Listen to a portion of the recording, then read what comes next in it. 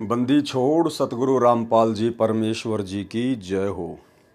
परमपिता परमात्मा सारी सृष्टि के रचनहार कुल मालिक असंख्य ब्रह्मांडों के स्वामी जगत गुरु तीनों लोकों में प्रवेश करके सबका भरण पोषण करने वाले राजाधिराज आत्माधार नाथों के नाथ देवों के देव महादेव सर्वेश्वर महेश्वर मृत्युंजय अजरो अमर आदि अनादि सनातनी प्रभु जगत पिता जगदीश्वर श्री श्री 1008 की उपाधि के वास्तविक अधिकारी अकाल मूर्त सौद स्वरूपी राम वासुदेव सर्वगतम ब्रह्म परम पूज्य प्रथम पूज्य परम संत परम पुरुष परम धनी परम दयालु सत्य कबीर हक्का कबीर अल्लाह कबीर अल्लाह अकबर बाखबर अल्लाह ताला जगत के तारणहार जगत के मुक्तिदाता जगत के जगन्नाथ हारे के सहारे हिंदुओं के राम मुसलमानों के अल्लाह सिखों के वाहिगुरु ईसाइयों के मसीह दया के सागर दयानिधि करुणा के सागर करुणानिधि स्वयंभू परिभू संकट मोचन कष्ट हरण मंगल कारण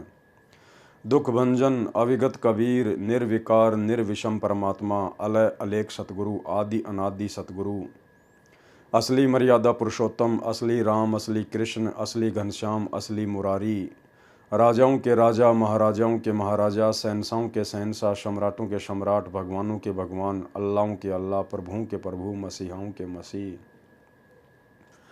सच्चे वाहिगुरु बाबाओं के बाबा पीरों के पीर सेठों के सेठ जगत सेठ सावड़ सा सेठ सर्वगुण संपन्न अनंत कोटि कलाओं के स्वामी अनंत कोटि ब्रह्मांडों के नायक योगियों में महायोगी ध्यानियों में महाध्यानी सिद्धों में परम सिद्ध ज्ञानियों में तत्वज्ञानी ब्रह्म ज्ञानी महाज्ञानी परम ज्ञानी सर्वश्रेष्ठ ज्ञानी विज्ञानी युवा कबीर समरथ कबीर असमवात अमित ओजा सच्चे रहनुमा करीम अल्लाह सुबहान अल्लाह दुनिया के अंतिम पैगंबर 8 सितंबर 1951 से गांव धनाना जिला सोनीपत हरियाणा भारतवर्ष की पावन भूमि पे प्रकट रियल कल्कि भगवान श्री नारायण साकार हरि श्री बाबा साहेब स्वयंभू संत शिरोमणि सतगुरु रामपाल जी परमेश्वर जी के चरण कमल में साध संगति से जुड़े हुए देश विदेश से हम सभी सत्सेवक भाई बहनों का अनंत कोटि दंडवत प्रणाम।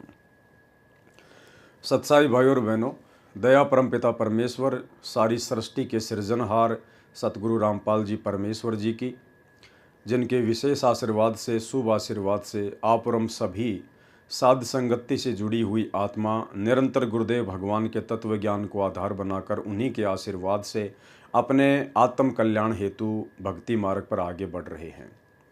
भाई और बहनों, इस कलयुग की बिचली पीढ़ी में सतगुरु रामपाल जी भगवान की वीआईपी रजा के बिना साध संगतियाँ नसीब नहीं होती हैं। साध संगतियों के लिए हमें वर्तमान में गुरुदेव का भरपूर आशीर्वाद चाहिए और पिछले जन्म जन्मांतरों के ज़बरदस्त भक्ति संस्कार चाहिए, पुण्य कर्म चाहिए। तब कहीं जाकर परमेश्वर आत्माओं को साध संगति से जोड़ते हैं, क्योंकि साध संगति ही कलयुग की बिचली पीढ़ी में सतगुरु रामपाल जी परमेश्वर जी के भक्ति मार्ग का ट्रेनिंग सेंटर होता है। साध संगति से जुड़कर ही हम गुरु को भगवान मान सकते हैं। कहने को तो सभी भगत अपने गुरु को भगवान ही कहते हैं, कबीर कबीर कहते हैं, लेकिन जुबान से कहने में और हृदय से मानने में ज़मीन आसमान का अंतर होता है। तो जिस प्रकार से साध संगति से जुड़कर सत्सेवक भाई बहनों ने आज ज्ञान को आधार बनाकर अपनी अंतरात्मा से अपने हृदय से अपने पूज्य गुरुदेव सतगुरु रामपाल जी परमेश्वर जी को कबीर परमात्मा के रूप में स्वीकार कर लिया है, उस आधार से उस हिसाब से 90% संगत जो सतलोक आश्रमों से जुड़ी हुई है, वो अभी तक अपने गुरुदेव को कबीर परमात्मा के रूप में स्वीकार नहीं कर पाई है। और यही कारण है कि वे तमाम आत्माएं जिनमें गुरुदेव का कलयुगी परिवार, उनके बेटा बेटी भाई बंधु रिश्तेदार कोऑर्डिनेटर सभी लोग शामिल हैं, और उन सब के पीछे लगी हुई 90% संगत अभी तक गुरुदेव का आशीर्वाद उनको पूर्णतया प्राप्त नहीं हुआ है, जिस आशीर्वाद से उनका ज्ञान योग खुल सके और उन्हें अपने गुरुदेव भगवान में कबीर भगवान दिखाई दे। और जिस दिन आत्मा को अपने गुरुदेव में परमात्मा दिखाई देने लग जाएगा, उसी दिन से वो आत्मा बाकी अन्य नकली परमात्माओं को अपने दिलो दिमाग से, अपने गले के लॉकेट से, अपने घर के दरबार से और घर की दीवारों से बाहर निकाल देगी। नकली भगवान कौन से हैं? कबीर जी की समझे जाने वाली कागज़ की दाढ़ी मूछ वाली फ़ोटो, गरीबदास जी की काल्पनिक फ़ोटो, दादा गुरु जी की फ़ोटो, पंडित चिदानंद जी की फ़ोटो, ये सभी काल्पनिक फ़ोटोएँ हैं, नकली फ़ोटोएँ हैं। इन फ़ोटोओं का वर्तमान में हमारे आध्यात्मिक जीवन में कोई औचित्य नहीं है।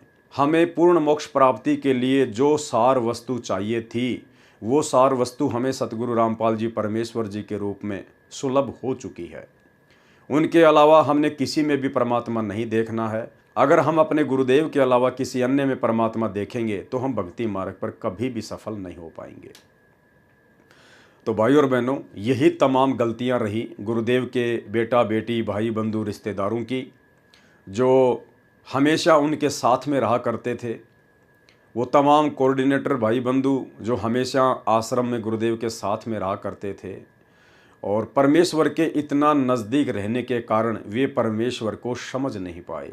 क्योंकि परमेश्वर कबीर जी जब सतगुरु रूप में धरती पर प्रकट होता है तो अपने आसपास अपने इर्द गिर्द रहने वाली आत्माओं के साथ में मित्रवत व्यवहार करता है, और ऐसा करने से वो आत्मा उन्हें एक सामान्य संत के रूप में ले लेती हैं, उन्हें हल्के में ले लेती हैं, जिस कारण से आदरणीय गरीबदास जी महाराज जी को वाणी लिखनी पड़ी हमें सावधान करने के लिए कि गुरु मानुष कर जानते वो नर कहिए अंध, ओवें दुखी संसार में आ गए यम के फंदे। और सतगुरु रामपाल जी परमेश्वर जी को, जो कि स्वयं कबीर भगवान है, इनको मानुष मानने की प्रक्रिया सन 1994 से वर्तमान समय 2024 तक यानी 30 वर्ष हो चुके हैं। अभी तक उनको मानुष ही माना जा रहा है, उनके आसपास रहने वाले भक्तों के द्वारा, आश्रम मैनेजमेंट के द्वारा, गुरुदेव के कलयुगी बेटा बेटी भाई बंधु रिश्तेदारों के द्वारा। और मानुष मानने के चलते उन लोगों ने वो तमाम गलतियां कर डाली अपने आध्यात्मिक जीवन में जिनकी माफ़ी उन्हें शायद ही मिले। तो भाई और बहनों, हमने उन्हीं तमाम गलतियों से शिक्षा लेकर भक्ति मार्ग पर आगे बढ़ना है। आज सृष्टि रचना के माध्यम से करोथा कांड के रहस्य को समझने की दिशा में हमारा ये तीसरे नंबर का वीडियो है, और ये वीडियो केवल इसीलिए बनाए जा रहे हैं, करोथा कांड का रहस्य नामक पुस्तक के ऊपर ये वीडियो इसीलिए बनाया जा रहा है ताकि हम अपने ही भगत भाई बहनों के द्वारा जो पूर्व में गुरु को मानुष मानकर गलतियां कर दी गई हैं, आज हम उन गलतियों से शिक्षा लें, सबक लें। आज हम इतिहास से शिक्षा लें और हम अपने आध्यात्मिक जीवन में सौपन में भी उन गलतियों को दोहराकर अपने गुरुदेव भगवान को नाराज ना करें। तो भाई और बहनों, साध संगति से परमेश्वर ने हम सभी को जोड़ा हुआ है, तो परमात्मा हमें उस कदर आध्यात्मिक मार्ग पर तैयार भी करेंगे जिस कदर तैयार होकर ही हम सतलोक के दर्शन कर सकते हैं। तो आज हमारा ये तीसरे नंबर का वीडियो है, और इस वीडियो में करोथा कांड का रहस्य नामक पुस्तक के ऊपर हम बातें कर रहे हैं। तो आगे करोथा कांड का रहस्य पुस्तक के लेखक भगत विजय दास जी ने क्या लिखा है। हम एक परमपिता परमात्मा के बच्चे हैं। देखो, ये बात तो बिल्कुल सही है कि हम सब एक परमपिता परमात्मा सतगुरु रामपाल जी भगवान के इस कबीर परमात्मा के बच्चे हैं। लेकिन सतलोक आश्रम मैनेजमेंट हरियाणा के मुख से ये बात अच्छी नहीं लगती है कि हम एक परमपिता परमेश्वर के बच्चे हैं। अगर ये लोग हमें एक परमपिता परमेश्वर के बच्चे मानते तो ये लोग साध संगतियों में आकर विघ्न नहीं डालते, बाधाएं उत्पन्न नहीं करते। उसी परमपिता परमेश्वर जी के बच्चों को जो साध संगति के माध्यम से गुरु महिमा करते हैं, गुरु को परमेश्वर मानकर उनको भोग लगाते हैं, पूरी रात उनके सत्संगों पर ज्ञान चर्चा करते हैं, भक्ति मार्ग पर दृढ़ होने की दिशा में प्रयास करते हैं, उन्हीं परमपिता परमेश्वर के बच्चों को आप लोग लठों से मारते हो, लातों से मारते हो। उन्हीं बच्चों के ऊपर आप मुकदमे करते हो, उनको जेल भिजवा देते हो। उन्हीं बच्चों को आप जी पुलिस का सहारा लेकर पुलिस से भी पिटवाते हो। तो आप लोगों के मुख से, सतलोक आश्रम मैनेजमेंट हरियाणा के मुख से ये बात अच्छी नहीं लगती कि हम सब एक परमपिता परमेश्वर जी के बच्चे हैं। हम सब एक परमपिता परमात्मा के बच्चे हैं। प्रत्येक आत्मा परमात्मा की खोज में लगी है। प्रभु महिमा का ज्ञान धर्म गुरुओं से सुना जाता है। प्रत्येक धर्म गुरुजन अपने अपने पवित्र सदग्रंथों को प्रमाण रूप में लेकर ज्ञान प्रचार करते हैं। पूर्व समय में मानव समाज शिक्षित नहीं था। केवल कुछ ही व्यक्ति संस्कृत भाषा को जानने वाले थे, जिन्हें पंडित अर्थात विद्वान कहा जाता था। पंडित जन नगर नगर गांव गांव जाकर धर्म का प्रचार करते थे तथा पवित्र वेदों तथा पवित्र पुस्तकों व पवित्र गीता जी को आधार बताकर सत्संग किया करते थे। उन विद्वानों ने जैसा भी सदग्रंथों को समझा उसी आधार से ज्ञान जनता को दिया। जिन सदग्रंथों का प्रमाण लेकर जनता को ज्ञान बांटा गया वे आज भी विद्यमान हैं। उन्हीं सदग्रंथों में लिखा ज्ञान यदि अन्य संत या विद्वान प्रचार करें तो किसी को कोई आपत्ति नहीं होनी चाहिए। लेखक लिख रहा है कि संत रामपाल जी ने भी उन्हीं विद्वानों की पुस्तकों को लेकर जनता को समझाना चाहा कि भाई स्वामी दयानंद सरस्वती जी के विचार शास्त्र सम्मत नहीं है, आध्यात्मिकता के अनुरूप नहीं है। तो संत रामपाल जी का भयंकर रूप से विरोध हुआ, करोथा कांड हुआ। तो लेखक कह रहा है उन्हीं सदग्रंथों में लिखा ज्ञान यदि अन्य संत या विद्वान प्रचार करें तो किसी को कोई आपत्ति नहीं होनी चाहिए। कौन लिख रहा है? भगत विजय दास, करोथा आश्रम मैनेजमेंट का व्यक्ति। भाई आप लोगों के विचारों में और आप लोगों की जो करनी है उसमें रात दिन का अंतर है, रात दिन का अंतर। और यही कारण है आगे चलकर इस पुस्तक का लेखक ये भगत विजय दास पूरी तरह से मेंटल हो गया, पागल हो गया और ये मेंटल हॉस्पिटल से भी भाग गया था। काफी दिनों बाद में ढूंढने पर इसका पता चला। आगे आपको दूसरी पुस्तक भ्रष्ट जज कुमारग में इसके विषय में बताएंगे। तो इन लोगों के विचारों में और इनकी करनी में रात दिन का अंतर है। यहां तो ये व्यक्ति लिख रहा है कि उन्हीं सदग्रंथों में लिखा ज्ञान यदि अन्य संत या विद्वान प्रचार करें तो किसी को कोई आपत्ति नहीं होनी चाहिए। तो आप लोगों को साध संगतियों से आपत्ति क्यों हुई भाई? हम भी तो सतगुरु रामपाल जी परमेश्वर जी के सत्संगों को आधार बनाकर, उन्हीं के ज्ञान को आधार बनाकर अपने आप को भक्ति मार्ग पर दृढ़ करने के लिए साध संगतियां रखवाते हैं। तो आप लोगों को आपत्ति क्यों हो रही है? आप लोग क्यों जबरदस्ती असुरों की भांति साध संगतियों में आकर विघ्न पैदा करते हो? इसलिए भाई और बहनों, परमात्मा कहते हैं कि करनी तज कथनी कथ है, अज्ञानी दिन रात, कुत्ते ज्यों भौंकत फिरै, सुनी सुनाई बात। हमने शिक्षा लेनी है इस पॉइंट से कि हम सत्सेवक भाई बहनों की इस भक्ति मार्ग में कथनी और करनी एक होनी चाहिए। जैसा व्यवहार हम अपने साथ में चाहते हैं वैसा ही व्यवहार हमने दूसरों के साथ भी करना चाहिए। जबकि ये आदत सतलोक आश्रम मैनेजमेंट हरियाणा में नहीं है, गुरुदेव के बेटा बेटी भाई बंधु रिश्तेदारों में नहीं है। वर्तमान में सब सदग्रंथों का हिंदी अनुवाद उपलब्ध है। यदि शंका हो तो उन सदग्रंथों से तुलना की जा सकती है। पूर्व पंडितों, महर्षियों व संतों द्वारा अपने अनुभव की लिखी पुस्तकों से पता चल जाता है कि उन्होंने सदग्रंथों अनुसार अपना अनुभव लिखा है या नहीं। वर्तमान में कोई संत विद्वान सदग्रंथों को बताकर ज्ञान प्रचार करता है तथा उसका ज्ञान पूर्व वाले महर्षियों व पंडितों तथा संतों के विचारों से भिन्न है तो सत्य या असत्य का निर्णय सदग्रंथ से ही करना चाहिए। भाई यही तो हम कर रहे थे। हम सत्सेवक भाई बहन साध संगतियों के माध्यम से यही तो कर रहे थे। तो लेखक भगत विजय दास क्या लिख रहा है?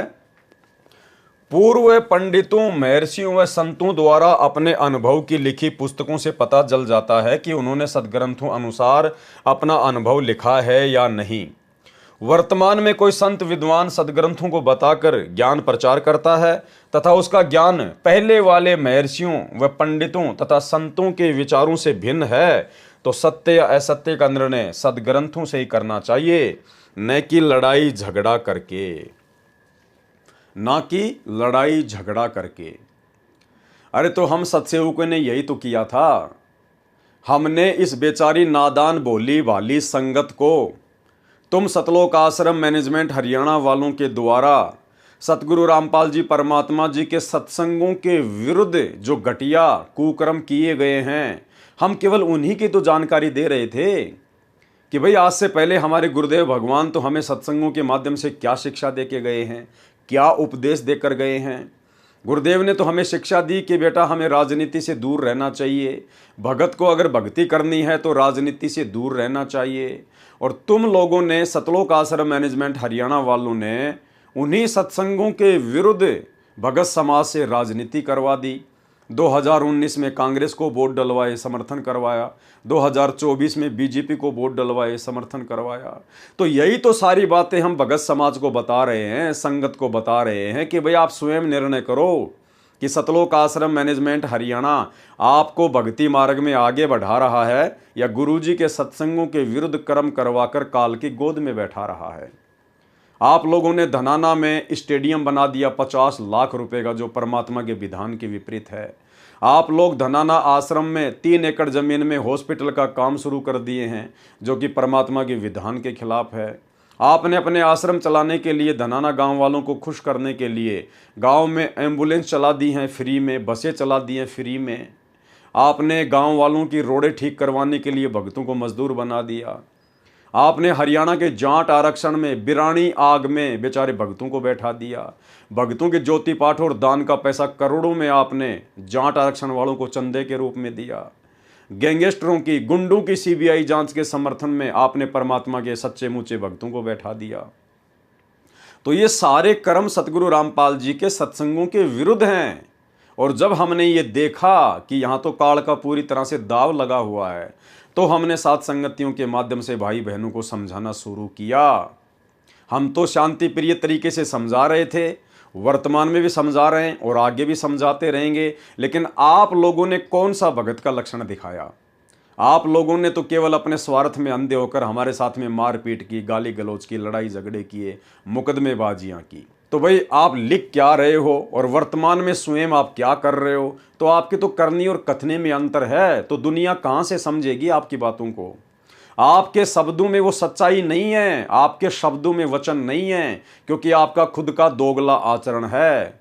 इसलिए दुनिया को जो आप उपदेश दे रहे हो ये पुस्तक लिख के, तो दुनिया आपकी बातों पर कैसे यकीन करेगी? आपके शब्दों का जो है असर ही नहीं होगा।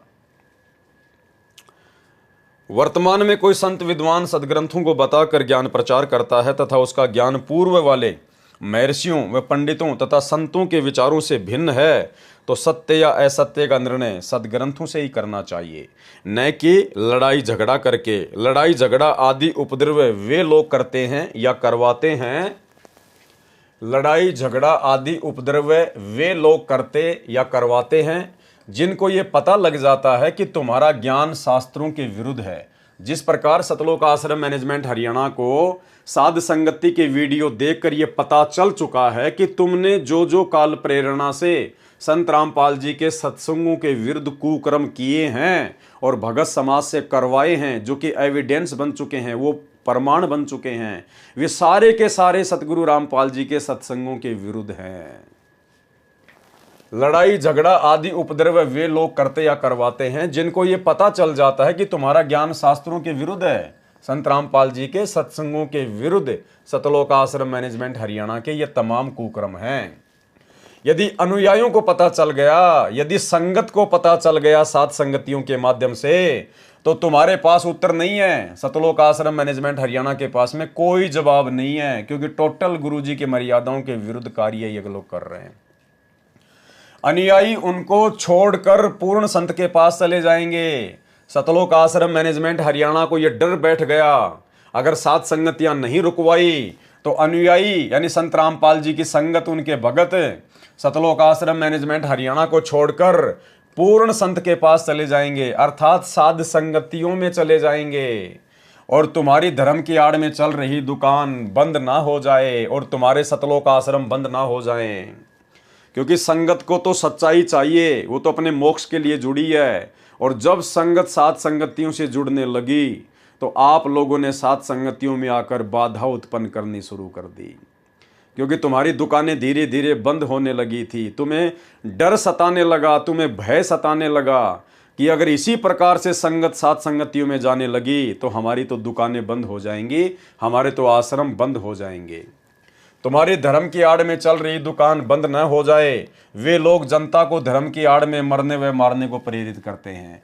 और तुम सतलोक आश्रम मैनेजमेंट हरियाणा वालों ने बेचारी नादान संगत को गुरुजी का झूठा आदेश बताकर सात संगतियों में आकर विघ्न पैदा करने के लिए तुमने उनको जो है प्रेरित किया। इसी का परिणाम करोथा कांड है। भाई ठीक है, तुम करोथा कांड की जानकारी दुनिया को दे रहे हो, बहुत अच्छी बात है, लेकिन तुम्हारा वर्तमान में आचरण क्या है? आज वर्तमान में सतलोक आश्रम मैनेजमेंट हरियाणा और जिन लोगों ने करोथा कांड करवाया आर्य समाजियों ने, उनमें कोई अंतर नहीं है, रत्ती भर भी अंतर नहीं है। जबकि वर्तमान का सतलोक आश्रम मैनेजमेंट हरियाणा, गुरुजी के बेटा बेटी भाई बंधु रिश्तेदार ये कोऑर्डिनेटर इतने नीचे गिर चुके हैं कि आर्य समाज से भी इन्होंने संत रामपाल जी के मार्ग को ज्यादा नुकसान पहुंचाया है। और ये आर्य समाज के कारण तो संत रामपाल जी केवल 21 महीने ही रोहतक की जेल में रहे थे जब करोथा कांड हुआ था।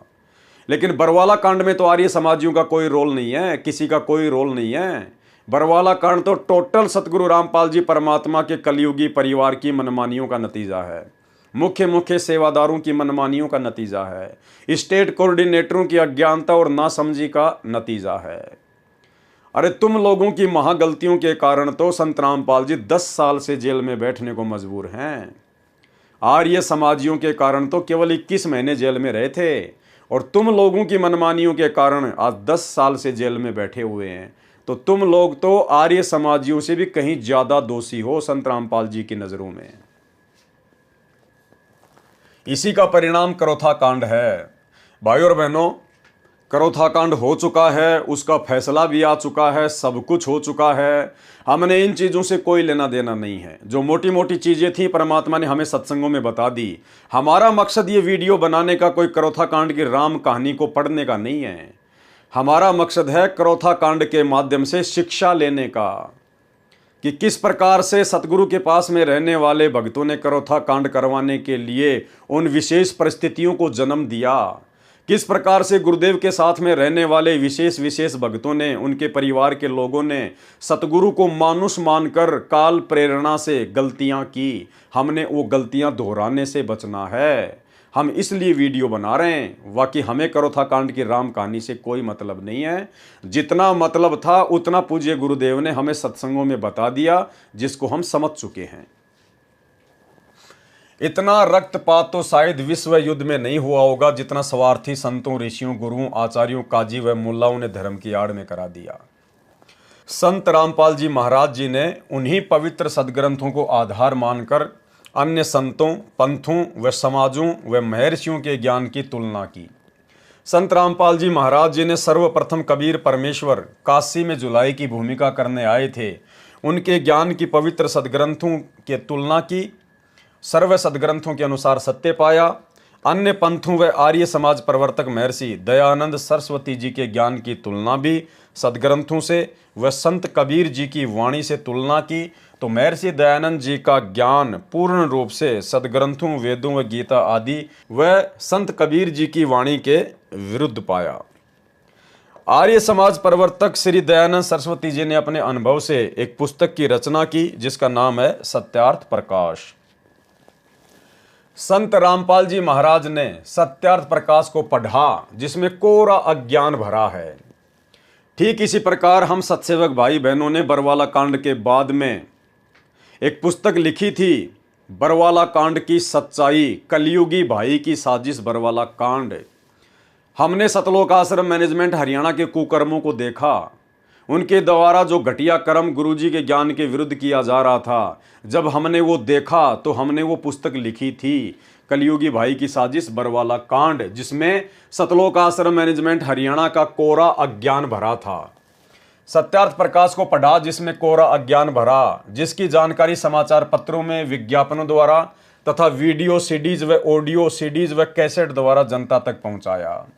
हमने वो कलयुगी भाई की साजिश बरवाला कांड नामक पुस्तक छपवाई और सात संगतियों के माध्यम से हमने संगत तक उस पुस्तक को पहुंचाने का कार्य शुरू किया, जिसके चलते पूरा का पूरा सतलोक आश्रम मैनेजमेंट हरियाणा बौखला गया। और इन लोगों ने सन 2016 में जयपुर में आकर मुझ पवन दास को घर में घुसकर और 8-10 गुंडों ने डंडों से, बेसबॉल से, हॉकी से जानवर की तरह मारा।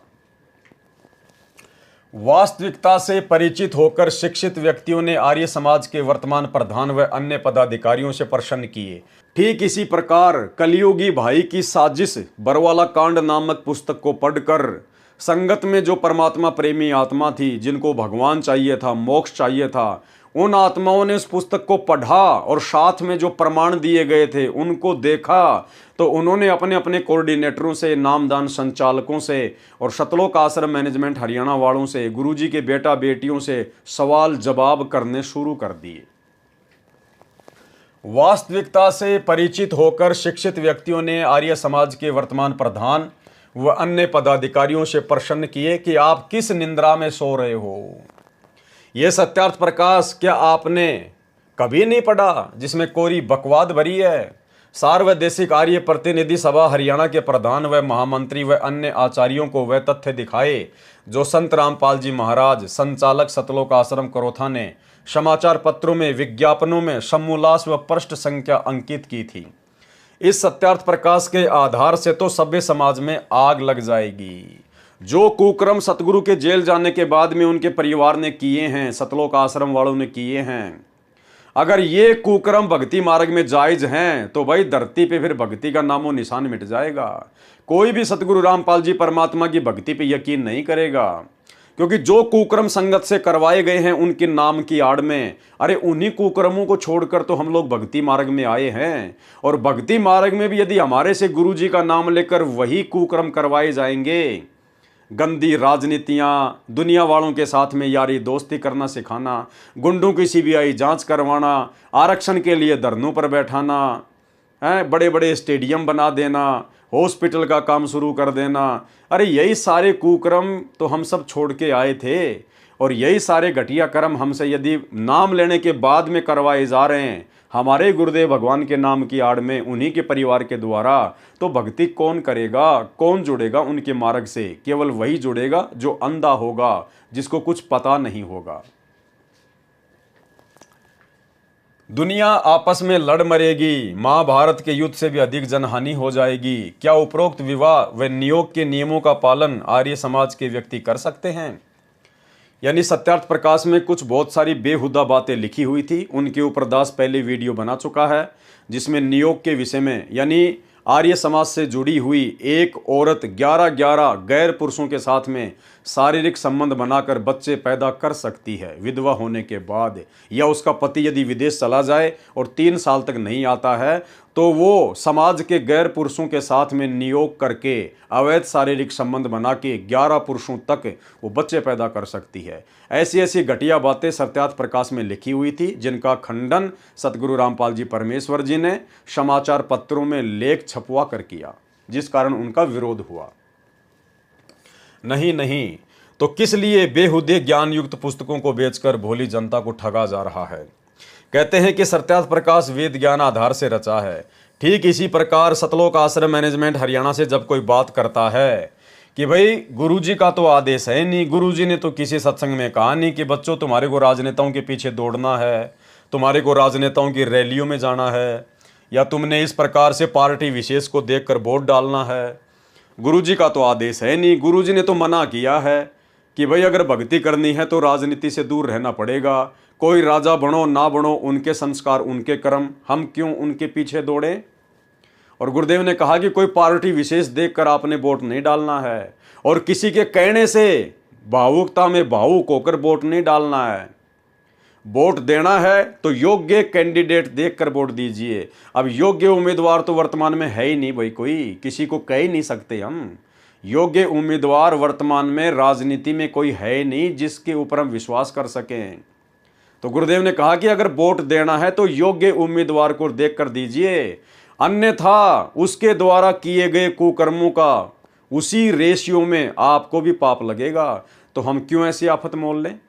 जब वर्तमान में राजनीति में कोई योग्य उम्मीदवार है नहीं तो उनको वोट डालकर फिर जीतने के बाद वो जितने भी दारू के ठेके खुलवाएगा, नशे की दुकानें खुलवाएगा, उल्टे कुकर्म करेगा, लोग मरवाएगा, तो हम क्यों पाप के भागी बने उसको जिताकर?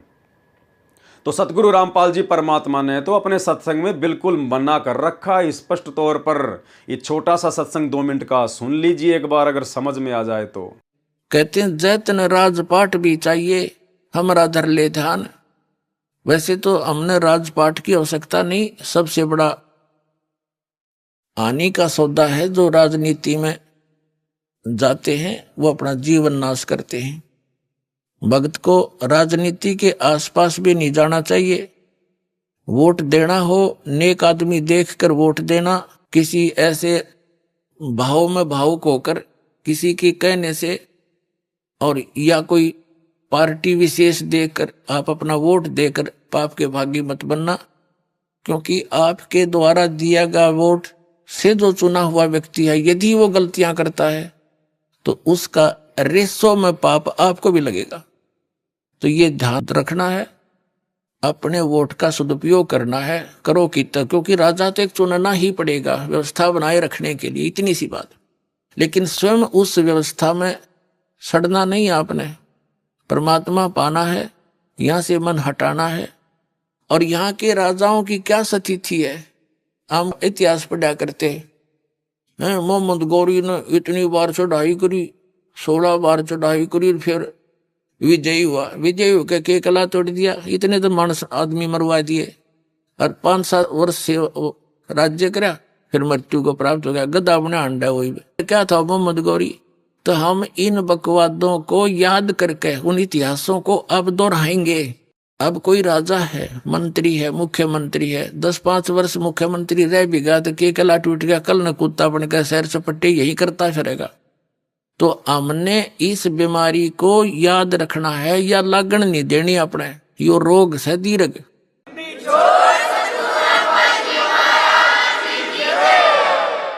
अब जैसे क्या याद दिलाते परमात्मा, सर्व सोने की लंका थी वो रावण से रणधीरम, एक पलक में राज विराजी जम के पड़े जंजीरम, मन तू सुख के सागर बसरे भाई और न ऐसा यसरे। जैसे कोई अच्छा राजनेता हुआ है और उसकी मृत्यु के उपरांत उसकी यादगार में उसका स्टैच्यू बना दिया, मूर्ति कोई पत्थर पीतल की, 1 वर्ष में उसका सत्कार करने जाते हैं, राजनेता माला डाल देते हैं, दीप जला देते हैं, उसकी आरती उतार देते हैं, और शेष समय में मनमाना वही राजनेता और कौवा बड़का अपने स्टैच्यू पे ऊपर बैठ कर बीट करता हो सिर पे।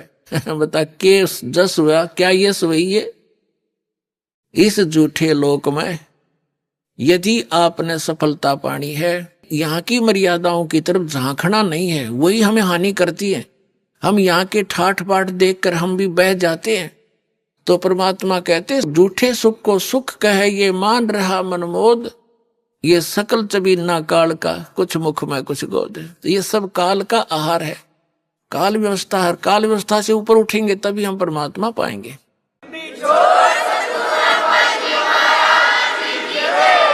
तो भाई और बहनों, आपने सुन लिया।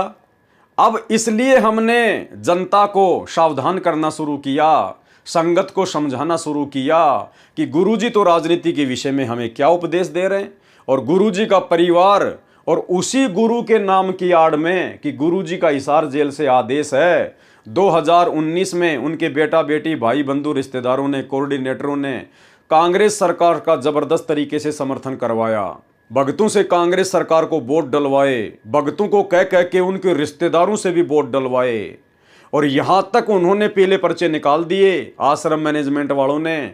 अगर कोई वोट नहीं डालेगा तो उसको गुरुद्रोही घोषित कर दिया जाएगा। गुरुजी ने कहा कि कोई पार्टी विशेष देख के वोट मत देना। इन्होंने सरेआम उसी गुरु का नाम लेके बीजेपी सरकार के नाम पे पीले पर्चे निकाल के वोट डलवा दिए। तो भाई और बहनों, टोटल गुरुजी के विधान के विपरीत इन्होंने कुकर्म करवाए, जिनका हम सत्सेवकों ने पुस्तकें लिख लिख कर और वीडियो बना बना कर साध संगति के माध्यम से खंडन किया। और ये लोग कहते थे कि ये सारे आदेश गुरुजी के हैं, ये सारे आदेश गुरुजी के हैं, ये सारे आदेश गुरुजी के आ रहे हैं। अरे गुरुजी के आदेश कहां से आ जाएंगे भाई? गुरुदेव ने हमें जो आदेश देना था हमें अपने सत्संगों में दे दिए। जब तक गुरुजी हमारे सामने प्रत्यक्ष प्रकट नहीं होंगे तब तक हम उनके सत्संग रूपी आदेश ही फॉलो करेंगे। यही परीक्षा है और यही एक नेक भगत के लक्षण हैं। वो किसी अन्य की बात पे विश्वास नहीं करेगा। जब उसके गुरु ने उसको फाइनल भक्ति का विधान दे दिया, सत्संग दे दिए, क्योंकि गुरुदेव के सत्संग भक्ति का फाइनल विधान है, संविधान है। जब कल को गुरुदेव भगवान भी पृथ्वी पर नहीं रहेंगे तो भी उनके सत्संग रहेंगे। तो सत्संगों में जो गुरुदेव ने कह दिया वो अटल है, वो फाइनल है। जिस कारण से हमने इन लोगों की मनमानियों को संगत के सामने उजागर करना शुरू किया, तो सतलोक आश्रम मैनेजमेंट हरियाणा को लगा कि हमारा धार्मिक धंधा बंद हो जाएगा, संगत आश्रमों में आना छोड़कर साथ संगतियों से जुड़ जाएगी। तो इन लोगों ने फिर काल प्रेरणा से असुर स्वभाव धारण कर लिया, राक्षस स्वभाव धारण कर लिया और हमारे धार्मिक अनुष्ठानों में, साध संगतियों में विघ्न डालना शुरू कर दिया। कहते हैं कि सत्यार्थ प्रकाश का ज्ञान वेद आधार से रचा है, परंतु पूरा विवरण वेद ज्ञान विरुद्ध है। इसी प्रकार सतलोक आश्रम मैनेजमेंट हरियाणा के सारे कर्म सतगुरु रामपाल जी के विधान के विपरीत हैं, सत्संगों के विपरीत है। प्रिय पाठकगण, आगे पढ़े इसी पुस्तक में आश्चर्यजनक त्रुटियां जो सत्यार्थ प्रकाश में विद्यमान है। ऐसी सच्चाई का आर्य समाज के मुखियाओं के पास उत्तर नहीं था। आज जब हम आश्रम वालों से सवाल जवाब करते हैं तो इनके पास में कोई जवाब नहीं होता, सिवाय इस बात के, कोई भी व्यक्ति अगर इनसे सवाल करता है ज्ञान आधार से तो ये लोग झट से एक ही जवाब देते हैं कि लगता है तुम पवन दास के संपर्क में आ गए, लगता है तू गुरुद्रोहियों के संपर्क में है, क्योंकि जवाब इनके पास में नहीं है, आश्रम वालों के पास में जवाब नहीं है। इसलिए सीधा ये कह देते हैं कि लगता है तुम गुरुद्रोहियों के संपर्क में आ गए। नाच न जाने आंगन टेढ़ा, जिसको नाचना नहीं आता वो फिर यही बहाना बनाता है कि भई आंगन टेढ़ा मेढ़ा है, कहीं मेरे पैर में चोट ना लग जाए। ऐसी सच्चाई का आर्य समाज के मुखियाओं के पास उत्तर नहीं था। उन्होंने अपने अनुयायियों को संत रामपाल जी के विरुद्ध अन्य आरोप लगाकर भड़काया। ठीक इसी प्रकार सतलोक आश्रम मैनेजमेंट हरियाणा ने जब उनके पास में कोई जवाब नहीं था तो उन्होंने मुझ पवन दास के खिलाफ संगत को भड़काना शुरू कर दिया कि वो गुरुजी की जमानत के नाम पर, आश्रम खोलने के नाम पर भक्तों से पैसे हड़प रहा है। गुरुजी का आदेश है, अगर किसी ने उसका वीडियो देख लिया तो उसका नाम खंड हो जाएगा। पता नहीं तरह तरह के लांछन मुझ पवन दास के ऊपर लगाए गए, जिस प्रकार आर्य समाजियों के द्वारा पूज्य गुरुदेव जी के ऊपर लगाए गए। उन्होंने अपने अनुयायियों को संत रामपाल जी के विरुद्ध अन्य आरोप लगाकर भड़काया तथा संत रामपाल को जान से मारने के अतिरिक्त कोई विकल्प नहीं सूझा, जिस कारण से करोथा कांड किया और करवाया। और ठीक इसी प्रकार अंत में सतलोक आश्रम मैनेजमेंट हरियाणा ने भी, जब कोई चारा इनके पास में नहीं बचा कि तुम्हारे अज्ञान और पाखंड की पोल खुलती जा रही है, तो अंत में इन्होंने मेरे ऊपर 420 का झूठा मुकदमा बनवाकर हिसार की जेल में डलवा दिया। करोथा कांड का कारण, भाई और बहनों, ये वही 9 नंबर का पेज है जो मैंने आपको 2 नंबर के पार्ट में शुरू में दिखाया था कि करोथा कांड का मुख्य कारण क्या था। करोथा कांड का मुख्य कारण था जब गुरुजी महाराष्ट्र के पूना शहर में सत्संग करने के लिए गए हुए थे महीने भर के लिए, तो पीछे से गुरुजी के भाई ने और सतलोक आश्रम करोथा के जो मुख्य सेवादार थे, उन्होंने बिना अपने गुरुजी की सलाह के, बिना अपने गुरुजी से विचार विमर्श किए, बिना गुरुजी की आज्ञा के, काल प्रेरणा से एक भगत से 1 एकड़ जमीन दान में ले ली और आगे चलकर उसी जमीन के ऊपर मुकदमा हुआ और उसी मुकदमे के माध्यम से आर्य समाजियों को सतलोक आश्रम करोथा के ऊपर आक्रमण करने का मौका मिला। यानी गुरु को मानुष मानकर उन मुख्य सेवादारों ने जो मनमाना आचरण किया काल प्रेरणा से, उसी का नतीजा ये करोथा कांड था। भाई और बहनों, एक बार फिर से हम इसको मोटा मोटा पढ़ेंगे। सतलोक आश्रम करोथा के संस्थापक सतगुरु रामपाल जी का जन्म 8 सितंबर 1951 में गांव धनाना, जिला सोनीपत, हरियाणा राज्य के एक किसान परिवार में हुआ। इनके पिता का नाम श्री नंदलाल जी है। संत रामपाल जी गृहस्थी हैं। इनके 2 लड़के तथा 2 लड़कियां संतान रूप में है। संत रामपाल जी महाराज अपनी पढ़ाई पूरी करने के पश्चात हरियाणा सरकार के सिंचाई विभाग में कनिष्ठ अभियंता जेई के पद पर तैनात हुए। संत रामपाल जी की बचपन से ही भगवत भक्ति में रुचि रही है। 1988 में संत रामपाल जी अपने कबीरपंथी गुरु स्वामी रामदेवानंद जी के संपर्क में आए और उनसे नाम उपदेश लिया। स्वामी रामदेवानंद जी ने संत रामपाल जी को कबीर साहिब के मार्ग का पूर्ण ज्ञान करवाकर उनको आगे नाम उपदेश देने का आदेश दिया, जबकि ऐसा कुछ भी नहीं है। भाई और बहनों, स्वामी रामदेवानंद जी के पास में वो भक्ति मार्ग का पूर्ण ज्ञान नहीं था जो ज्ञान सतगुरु रामपाल जी परमात्मा के पास में हो सकता है, क्योंकि सतगुरु रामपाल जी स्वयं कबीर परमात्मा है। उनसे बढ़कर सृष्टि में किसी को भी पूर्ण ज्ञान नहीं है, कोई भी परम ज्ञानी नहीं है, पूर्ण संत नहीं है। ये तो केवल संत रामपाल जी ने एक लीला की 12वें पंथ में प्रवेश करके अपने विधान अनुसार कि 12वें पंथ हम ही जावें और सब पंथों को मिलाकर एक पंथ चलावें। तो 17 फरवरी 1988 को सतगुरु रामपाल जी परमेश्वर जी ने ठीक उसी प्रकार लीला की जैसी लीला उन्होंने 650 साल पहले बनारस के काशी में पंडित रामानंद जी को अपना मुंह बोला गुरु बना के की। तो 17 फरवरी 1988 को सतगुरु रामपाल जी परमात्मा ने अर्थात उसी कबीर भगवान ने आदरणीय राम देवानंद जी को लोक दिखावे में और गुरु शिष्य परंपरा को बनाए रखने के लिए अपना मुंह बोला गुरु बनाया। असल में स्वामी राम देवानंद जी पूर्ण संत नहीं थे, उनको कबीर परमेश्वर जी के मार्ग का पूर्ण ज्ञान नहीं था। सतगुरु रामपाल जी स्वयं कबीर परमात्मा हैं। इनको 8 सितंबर 1951 में धरती पर प्रकट होकर फिर सन 1994 से अपने यथार्थ 13वें कबीर पंथ की शुरुआत करनी थी। उसके लिए इन्होंने 12वें पंथ में प्रवेश करना था और 12वें पंथ में इन्होंने लीला अनुसार अपने विधान अनुसार 17 फरवरी 1988 को आदरणीय राम देवानंद जी को अपना मुंह बोला गुरु बनाकर 12वें पंथ में इन्होंने प्रवेश किया और फिर आगे चलकर इन्होंने 13वें पंथ का सन 1994 में संचालन किया, शुरुआत की। स्वामी राम देवानंद जी ने संत रामपाल जी को कबीर साहिब के मार्ग का पूर्ण ज्ञान करवाकर उनको आगे नाम उपदेश देने का आदेश दिया। ये लेखक इस प्रकार की बातें क्यों लिख रहा है? क्योंकि लेखक संत रामपाल जी को कबीर नहीं मानता।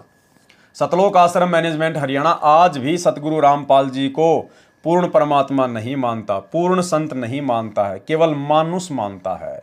और गुरु को मानुष मानने वाला व्यक्ति गलती करता ही करता है। इसीलिए गरीबदास जी ने कहा है कि गुरु मानुष कर जानते वो नर कहिए अंध, ओवें दुखी संसार में आगे यम के फंद। तो आज हमें ये सारी बातें ठीक ठीक समझ में आएंगी। उन भाई बहनों को जो साध संगतियों से जुड़ चुके हैं, जिनको अपने गुरुजी में परमात्मा नजर आता है, उन्हीं को ये बातें समझ में आएंगी कि असल में लीला क्या है।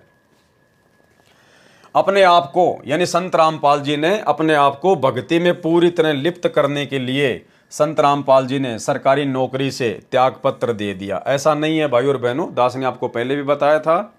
संत रामपाल जी ने जेई की नौकरी से त्याग पत्र स्वयं को भक्ति पर लिप्त करने के लिए नहीं दिया। अरे वे तो स्वयं परमात्मा हैं, पूर्ण संत हैं, परम ज्ञानी हैं, जगत गुरु हैं, तत्वदर्शी संत हैं।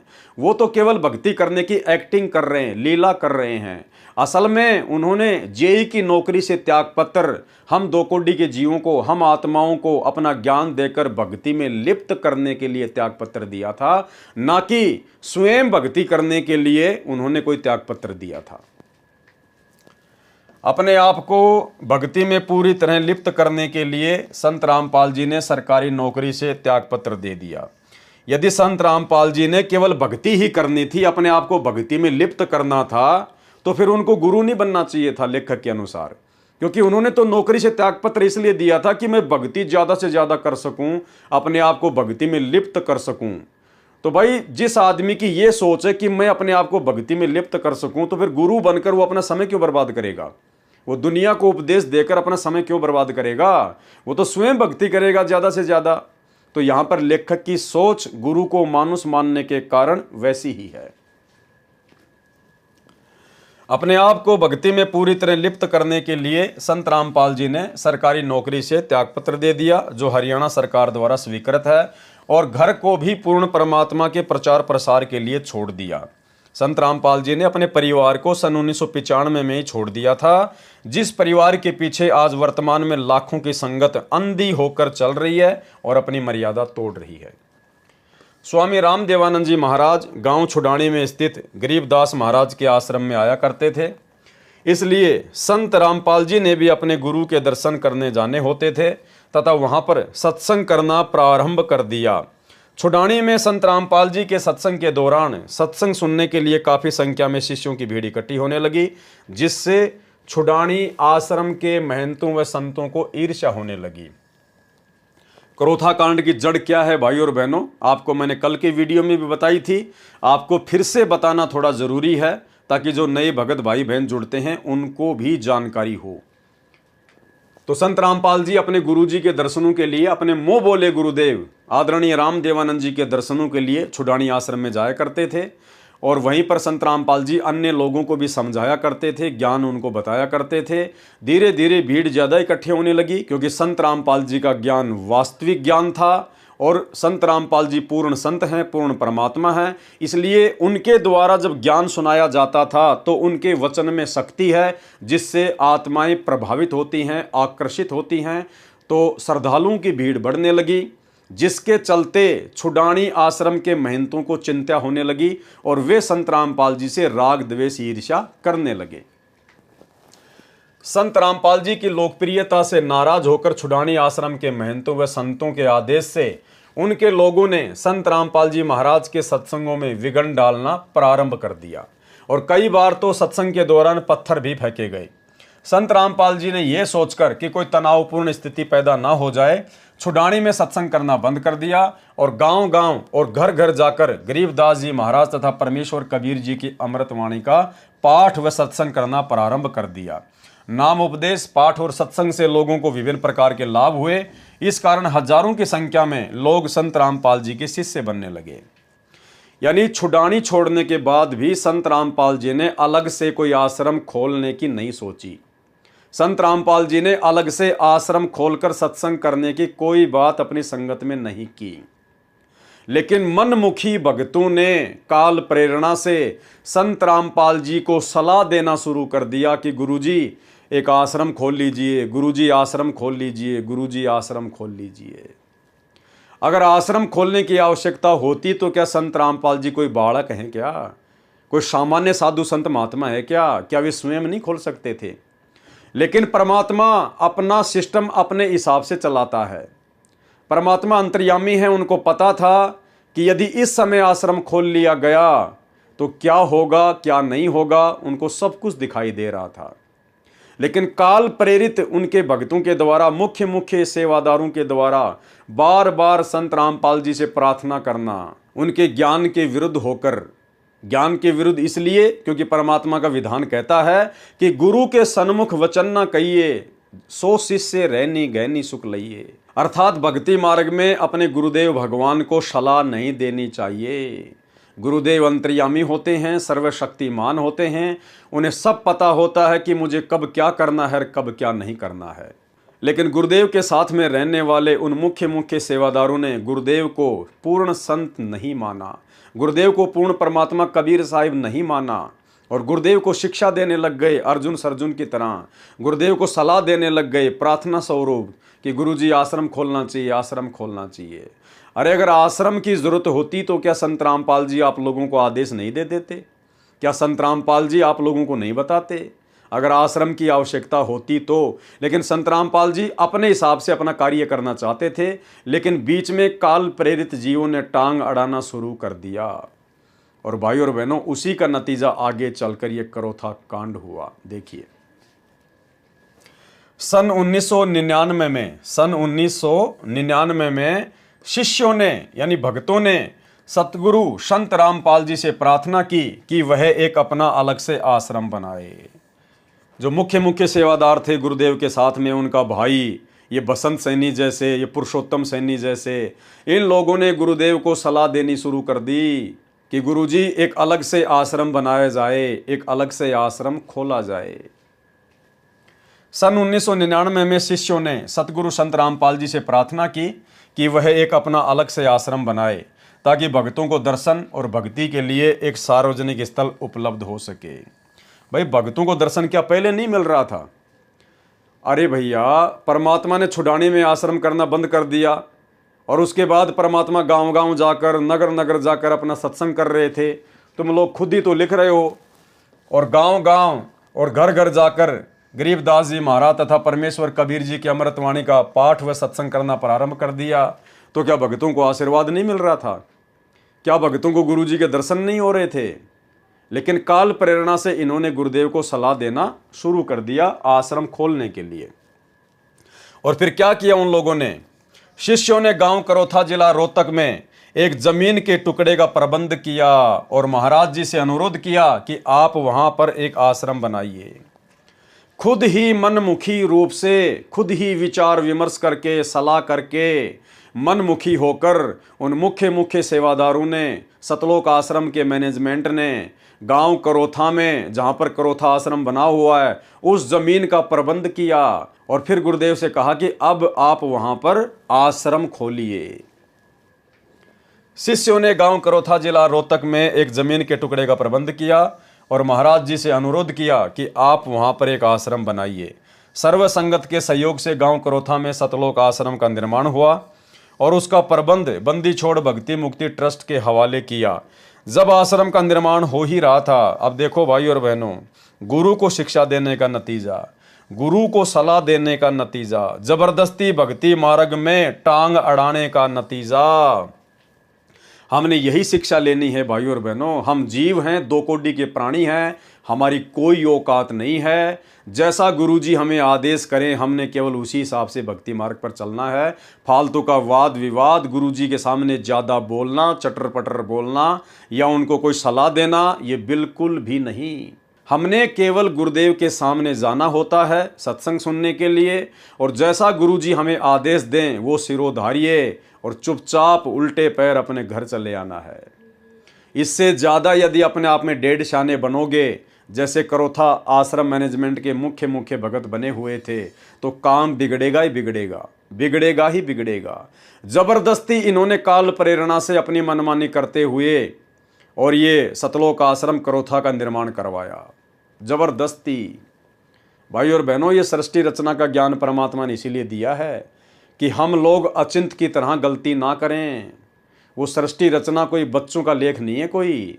स्वयं कबीर साहिब, सतगुरु रामपाल जी, भगवान ने हमें वो ज्ञान सुनाया है, बताया है, पुस्तकों में सृष्टि रचना को लिखा है। शिक्षा के लिए, इतिहास हमेशा शिक्षा के लिए पढ़ाया जाता है। तो जैसे ही भक्तों ने मनमानी करके और आश्रम का कार्य पूरा किया, उसके बाद क्या हुआ? जब आश्रम का निर्माण हो ही रहा था तो छुडानी आश्रम के महंतों को ये अच्छा नहीं लगा और उन्होंने सतलोक आश्रम में गड़बड़ी करवाने के लिए असामाजिक तत्वों को भेजना शुरू कर दिया। ये है मनमानी करने का नतीजा। भाई, तुम्हारे को किसने कहा था कि आश्रम खोला जाए? तुम भक्तों को किसने कहा था कि आश्रम का प्रबंध करो? तुमने खुद अपनी मनमानी करते हुए आपस में विचार विमर्श करके गुरुजी को सलाह देना शुरू कर दिया। तुमने खुद ही जमीन का इंतजाम किया और तुम लोगों ने खुद ही आश्रम का निर्माण करवाया, और उसके बाद में काल प्रेरणा से काल ने अपने दूतों को उकसाना शुरू कर दिया और आश्रम में गड़बड़ी करवाना शुरू कर दिया। यानी वहीं से संत रामपाल जी के सिर में दर्द होना शुरू हो गया, अपने ही मुख्य भक्तों की नादानियों के कारण, नासमझियों के कारण, गुरु को मानुष मानने के चलते। तो छुडानी आश्रम के महंतों ने असामाजिक तत्वों को भेजना शुरू कर दिया ताकि उनको परेशान किया जा सके। उन्होंने पैसा मांगना और दूसरे गैर वाजिब मांगे करनी शुरू कर दी, जिन बातों से संत रामपाल जी को काफी परेशानियों का सामना करना पड़ा। क्यों करना पड़ा? उन भक्तों की नादानी के कारण। अगर वो गुरुजी को सलाह ना देते, जबरदस्ती करोथा आश्रम ना खुलवाते, क्योंकि परमात्मा तो अपने हिसाब से गांव-गांव जाकर सत्संग कर ही रहे थे, अपना काम कर ही रहे थे। अगर उन्होंने आश्रम खोलने की आवश्यकता होती तो वो तो 50 आश्रम खोल देते भाई। लेकिन भाई और बहनों, गुरु को मानुष मानने के चलते ये गलतियां होती हैं।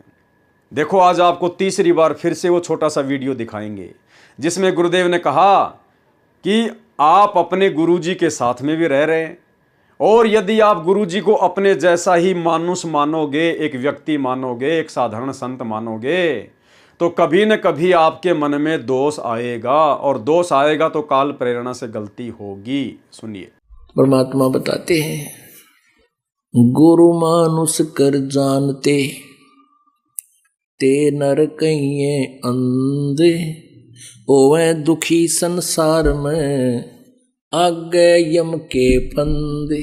गुरु को मानुष कर जानते तो ते नर कहिए अंधे,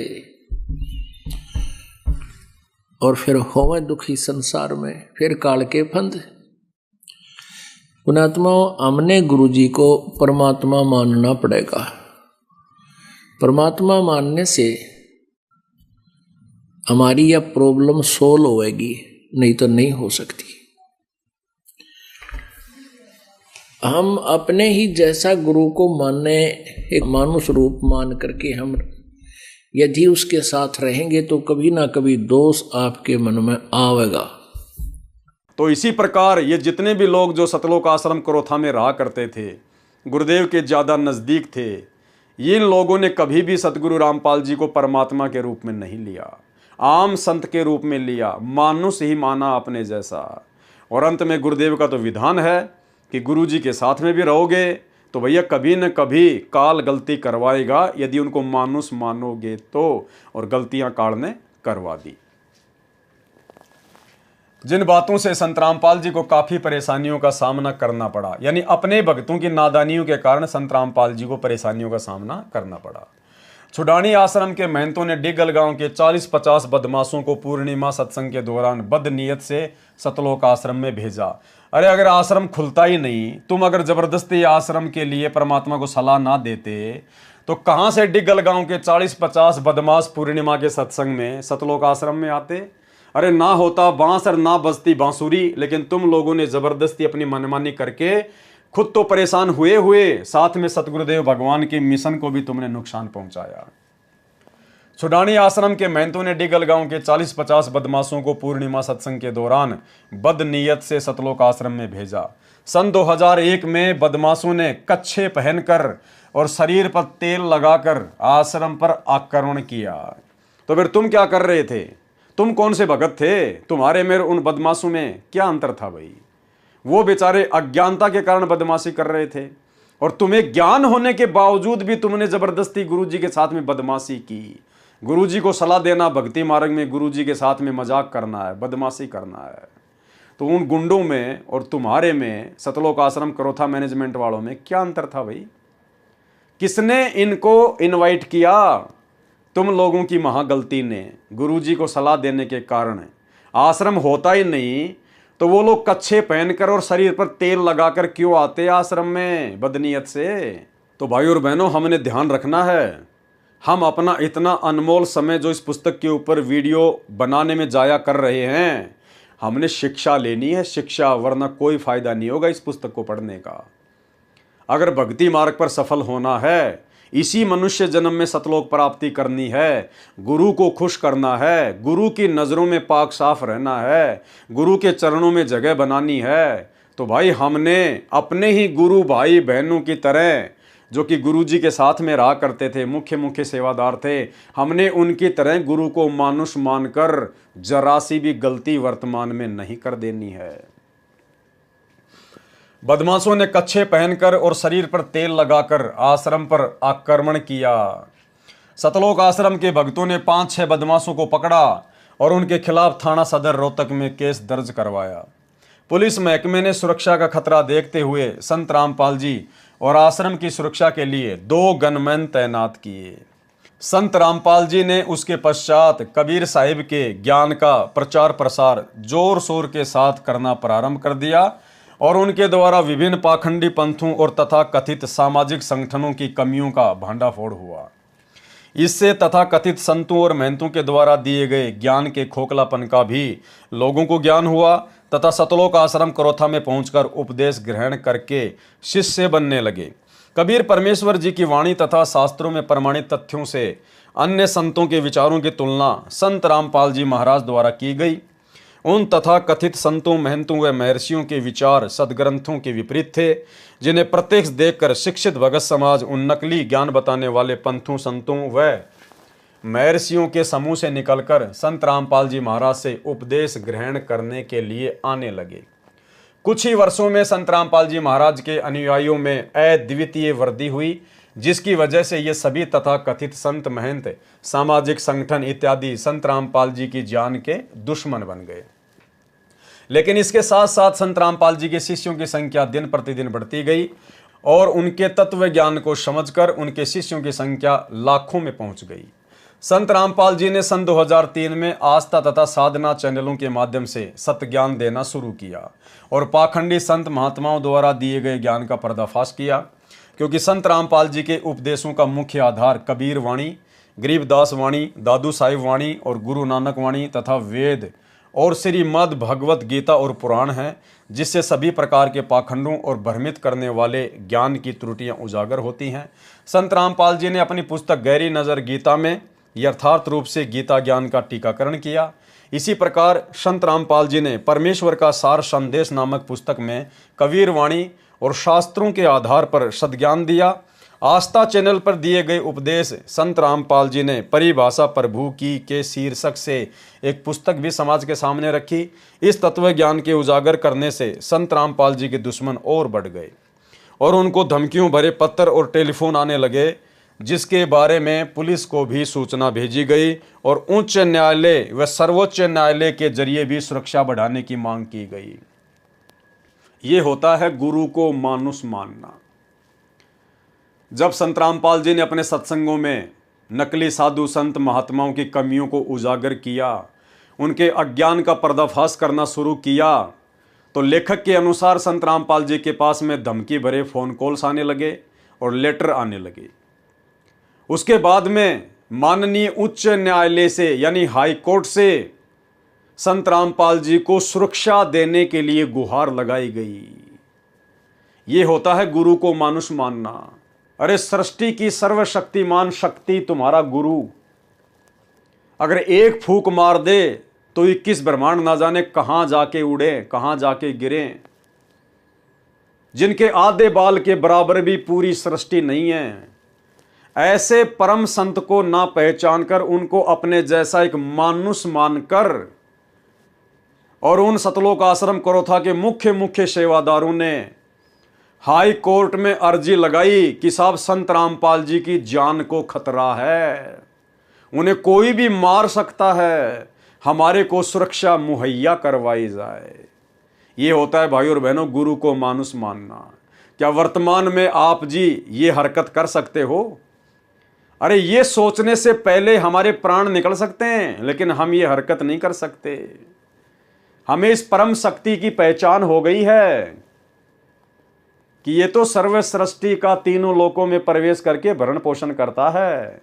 ये तो सबका ध्यान रखने वाला परमात्मा है, सबको कर्म आधार से सुरक्षा मुहैया कराने वाला परमात्मा है। राष्ट्रपति और प्रधानमंत्री तक की सुरक्षा यही कबीर परमात्मा सतगुरु रामपाल जी उनके कर्म आधार से करते हैं। और ऐसी परम शक्ति के लिए उनको मानुष मानकर उनके साथ में रहने वाले उनके भगत उनकी जान को खतरा देखते हुए और हाई कोर्ट से सुरक्षा की मांग कर रहे हैं कि हमारे गुरु जी को कोई मार ना दे।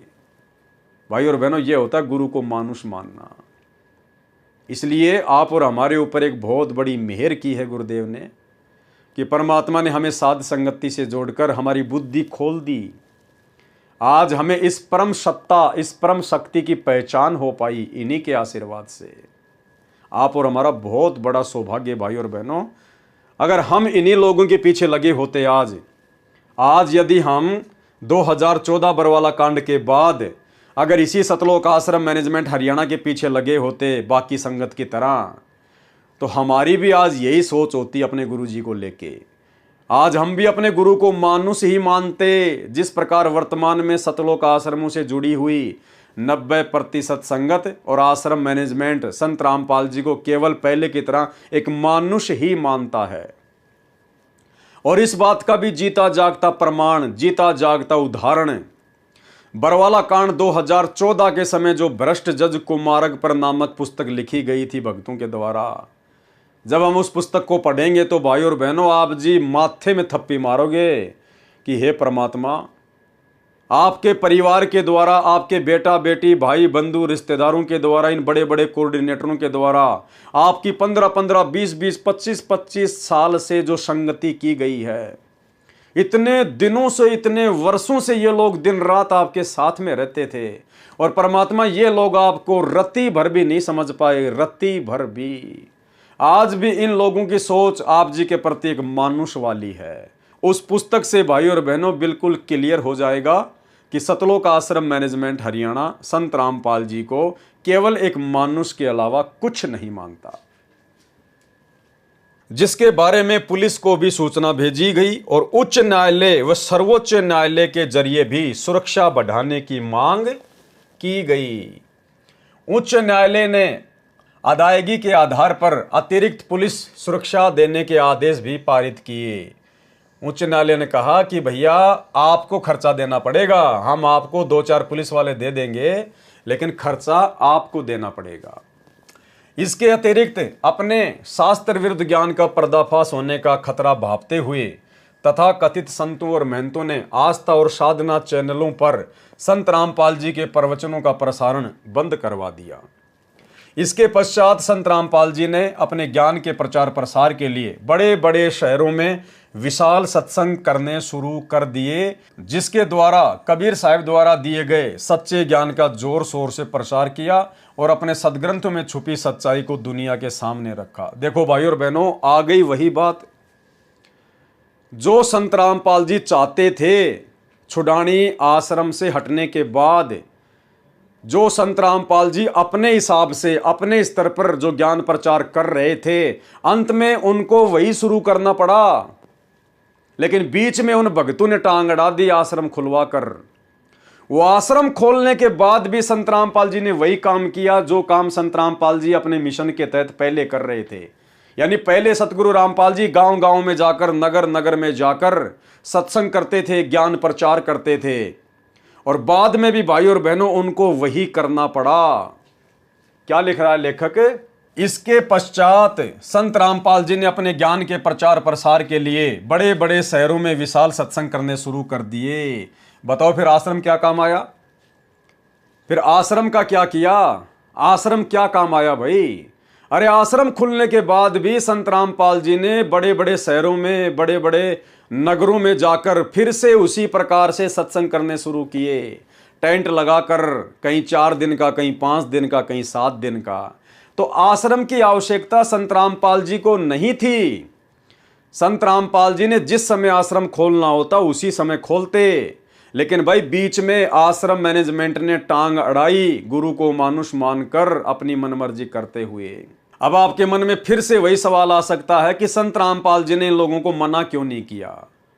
भाई अगर मना भी किया होगा तो काल का जीव मानता नहीं है, और संत रामपाल जी ज्यादा दबाव इसलिए नहीं देंगे क्योंकि भाई ये कबीर भगवान है। और जब ये प्रथम बार जोगजीत रूप में काल के सामने आए थे तो काल का और परमात्मा का एग्रीमेंट हुआ था। काल ने कहा था, परमात्मा आप नीचे जाना, आप केवल अपना ज्ञान समझाना, जो आपके ज्ञान को समझे वो आपका, और जो आपके ज्ञान को ना समझे उसको मेरे भोजन के लिए छोड़ देना, जबरदस्ती ना करना।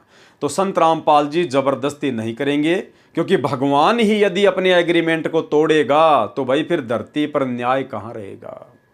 तो इस आधार से सतगुरु रामपाल जी ज्यादा दबाव नहीं देते थे, लेकिन वो समझाते अवश्य थे। उनका समझाने का तरीका क्या है? क्योंकि ये भगवान है, और भगवान का समझाने का तरीका सीधे तौर पर नहीं होता। क्योंकि जीव को यदि सीधे तौर पर कोई कड़वी बात बोल दी जाए तो वो परमात्मा से कोसों दूर हो जाता है। 650 साल पहले भी यही कबीर परमात्मा थे, और जब 64 लाख इनके शिष्य हो चुके थे, और जो इनके आसपास में रहा करते थे मुख्य मुख्य सेवादार, जब उनको अहंकार हो गया था, वो मान बढ़ाई में आ गए थे। और जब एक गणिका बहन जो कि पेशे से वेश्यावृत्ति का काम करती थी, जब उसने सत्संग सुने, उसको ज्ञान समझ में आया, तो वो बहन आश्रम में आने लगी। परमात्मा ने कहा कि बेटी रोज आया कर, वो रोजाना आने लगी। अब उस बहन के आश्रम में आने से पूरे नगर में ये खबर फैल गई, सुरसराहट शुरू हो गई कि भाई अब आश्रम में कुछ होने वाला है, क्योंकि आश्रम में तो गंदी गंदी औरतें भी जाती हैं। महाराज जी के ऊपर उंगलियां उठने लगी। तो जो आश्रम के मुख्य मुख्य भगत थे, जो गुरु को मानुष मानते थे, उन्होंने महाराज जी को शिक्षा देनी शुरू कर दी कि गुरुजी ये बदनाम औरत आश्रम में आती है, आश्रम की बदनामी करवाएगी। और उस गणिका बहन को भी परेशान करने लगे कि तू आश्रम में मत आया कर, उसको डराने लगे, धमकाने लगे कि तेरे आश्रम में आने से आश्रम की बदनामी होती है, गुरुजी की थू-थू हो रही है। फिर वो बहन एक दिन परमात्मा का सत्संग सुनते सुनते उनके सामने रोने लग गई। तो कबीर परमेश्वर ने कहा कि बेटी क्या बात है, क्यों रो रही है? काफ़ी देर बाद उसने बताया कि परमात्मा ऐसी ऐसी बात है, अब मुझे तो ऐसा ज्ञान हो गया कि मैं तो इसके बिना रह नहीं सकती, मुझे तो मेरे पाप कर्म दिखाई दे रहे हैं, और परमात्मा मेरी तो ज़्यादा से ज़्यादा सत्संगों में आने की इच्छा होती है ताकि मेरे पाप जल्दी से कटें। लेकिन आश्रम में कुछ भगत भाई हैं जो मुझे बहुत गंदा बोलते हैं, मेरे को आश्रम में आने से मना करते हैं, दबाव डालते हैं, डराते हैं, धमकाते हैं कि तू गुरुजी की बदनामी का कारण बनेगी। तो कबीर परमेश्वर ने कहा कि बेटी उनका नाम बता, लेकिन उस बहन ने नाम नहीं बताया। कहा जी मेरे को तो जो भी मिलता है सब ऐसे ही बोलते हैं। अब कबीर जी तो अंतर्यामी थे, भाई 650 साल पहले वाले उस दाढ़ी मूंछ वाले को यदि आप जी कबीर मानते हो, पूर्ण परमात्मा मानते हो उस फोटो को, तो वो तो अंतर्यामी थे। चलो आप लोगों की नज़रों में संत रामपाल जी तो अंतर्यामी नहीं है, ये तो कबीर जी नहीं है और ना आप इनको मानते, लेकिन जो 650 साल पहले आए थे जिस रूप में, दाढ़ी मूंछ वाले रूप में, वो तो अंतर्यामी थे। उनको तो पता था ना कि कौन कौन भगत है जो इनको दुखी करते हैं, परेशान करते हैं। लेकिन परमात्मा ने पता होने के बावजूद भी उनको अकेले में नहीं समझाया, उन सेवादारों को अलग से बुलाकर उनको नहीं समझाया, क्योंकि मालिक को पता था कि ये गुरु को मानुष मानते हैं, ये ज्ञान को आधार बनाकर भक्ति नहीं कर रहे। अगर मैंने जरा भी इनको सच्ची बात बोल दी, कड़वी बात बोल दी, तो ये नाराज हो जाएंगे और भक्ति छोड़ के चले जाएंगे। और परमात्मा चाहते हैं ये जीव किसी भी प्रकार से भक्ति पे लगा रहे, देर सवेर कभी तो समझ में आएगी। तो परमेश्वर ने पता होने के बावजूद भी उनको स्पष्ट रूप से ना कहकर और सत्संग के माध्यम से संकेत किया कि भाई कोडी हो चाहे संत बंदगी कीजिए, और हो वैश्या के विश्वास चरण चित दीजिए। अगर कोई कोडी व्यक्ति भी यदि सत्संग में आता है तो उसे नफरत नहीं करनी चाहिए। और यदि कोई वैश्या जो पहले वैश्या का काम करती थी, और अगर उसको ज्ञान समझ में आ जाए और यदि वो सत्संग में आने लग जाए, तो उससे नफरत नहीं करनी चाहिए, अपनी बहन की दृष्टि से देखना चाहिए। अगर वो सत्संग में ज़्यादा से ज़्यादा आएगी नहीं, ज्ञान को सुनेगी नहीं, तो उसके पाप कर्म कैसे कटेंगे, कैसे हल्के होंगे। लेकिन भाई और बहनों, गुरु को मानुष मानने वाला प्राणी गुरु के संकेतों को भला कैसे समझ सकता है। गुरु के संकेतों को समझना कोई सामान्य जीवों की बस की बात नहीं है। तो 650 साल पहले भी परमात्मा ने संकेत ही किया, काल के साथ किए गए अपने एग्रीमेंट के अनुसार। तो वर्तमान में भी तो सतगुरु रामपाल जी के रूप में वही कबीर परमात्मा धरती पर प्रकट है 8 सितंबर 1951 से। फिर भला वो परमात्मा सतलोक आश्रम करोथा मैनेजमेंट के उन नाम समझ भक्तों को जब उन्होंने बार बार सतगुरु को आश्रम खोलने की सलाह दी, तो भला गुरुजी उनके साथ में कैसे जबरदस्ती करते। मालिक को पता था कि इनके मन में तो काल प्रेरणा से आश्रम खोलने की जिद बैठ चुकी है, और यदि मैं इनको मना कर दूंगा तो ये भक्ति से भी दूर हो जाएंगे। तो परमात्मा ने विशेष तौर पर कोई ज़्यादा दबाव नहीं दिया, लेकिन परमात्मा ने सत्संगों में कहने में कोई कमी नहीं छोड़ी। सत्संगों में परमात्मा अक्सर जिक्र कर ही दिया करते थे। एक छोटा सा आपको उदाहरण देते हैं भाई और बहनों। हमने भक्ति और भगवान पुस्तक में पढ़ा कि 2 भगत जो गुरुद्रोही हुए थे, एक तो संजय उर्फ कृष्णदास और दूसरा समुद्र दास उर्फ लीलू दास।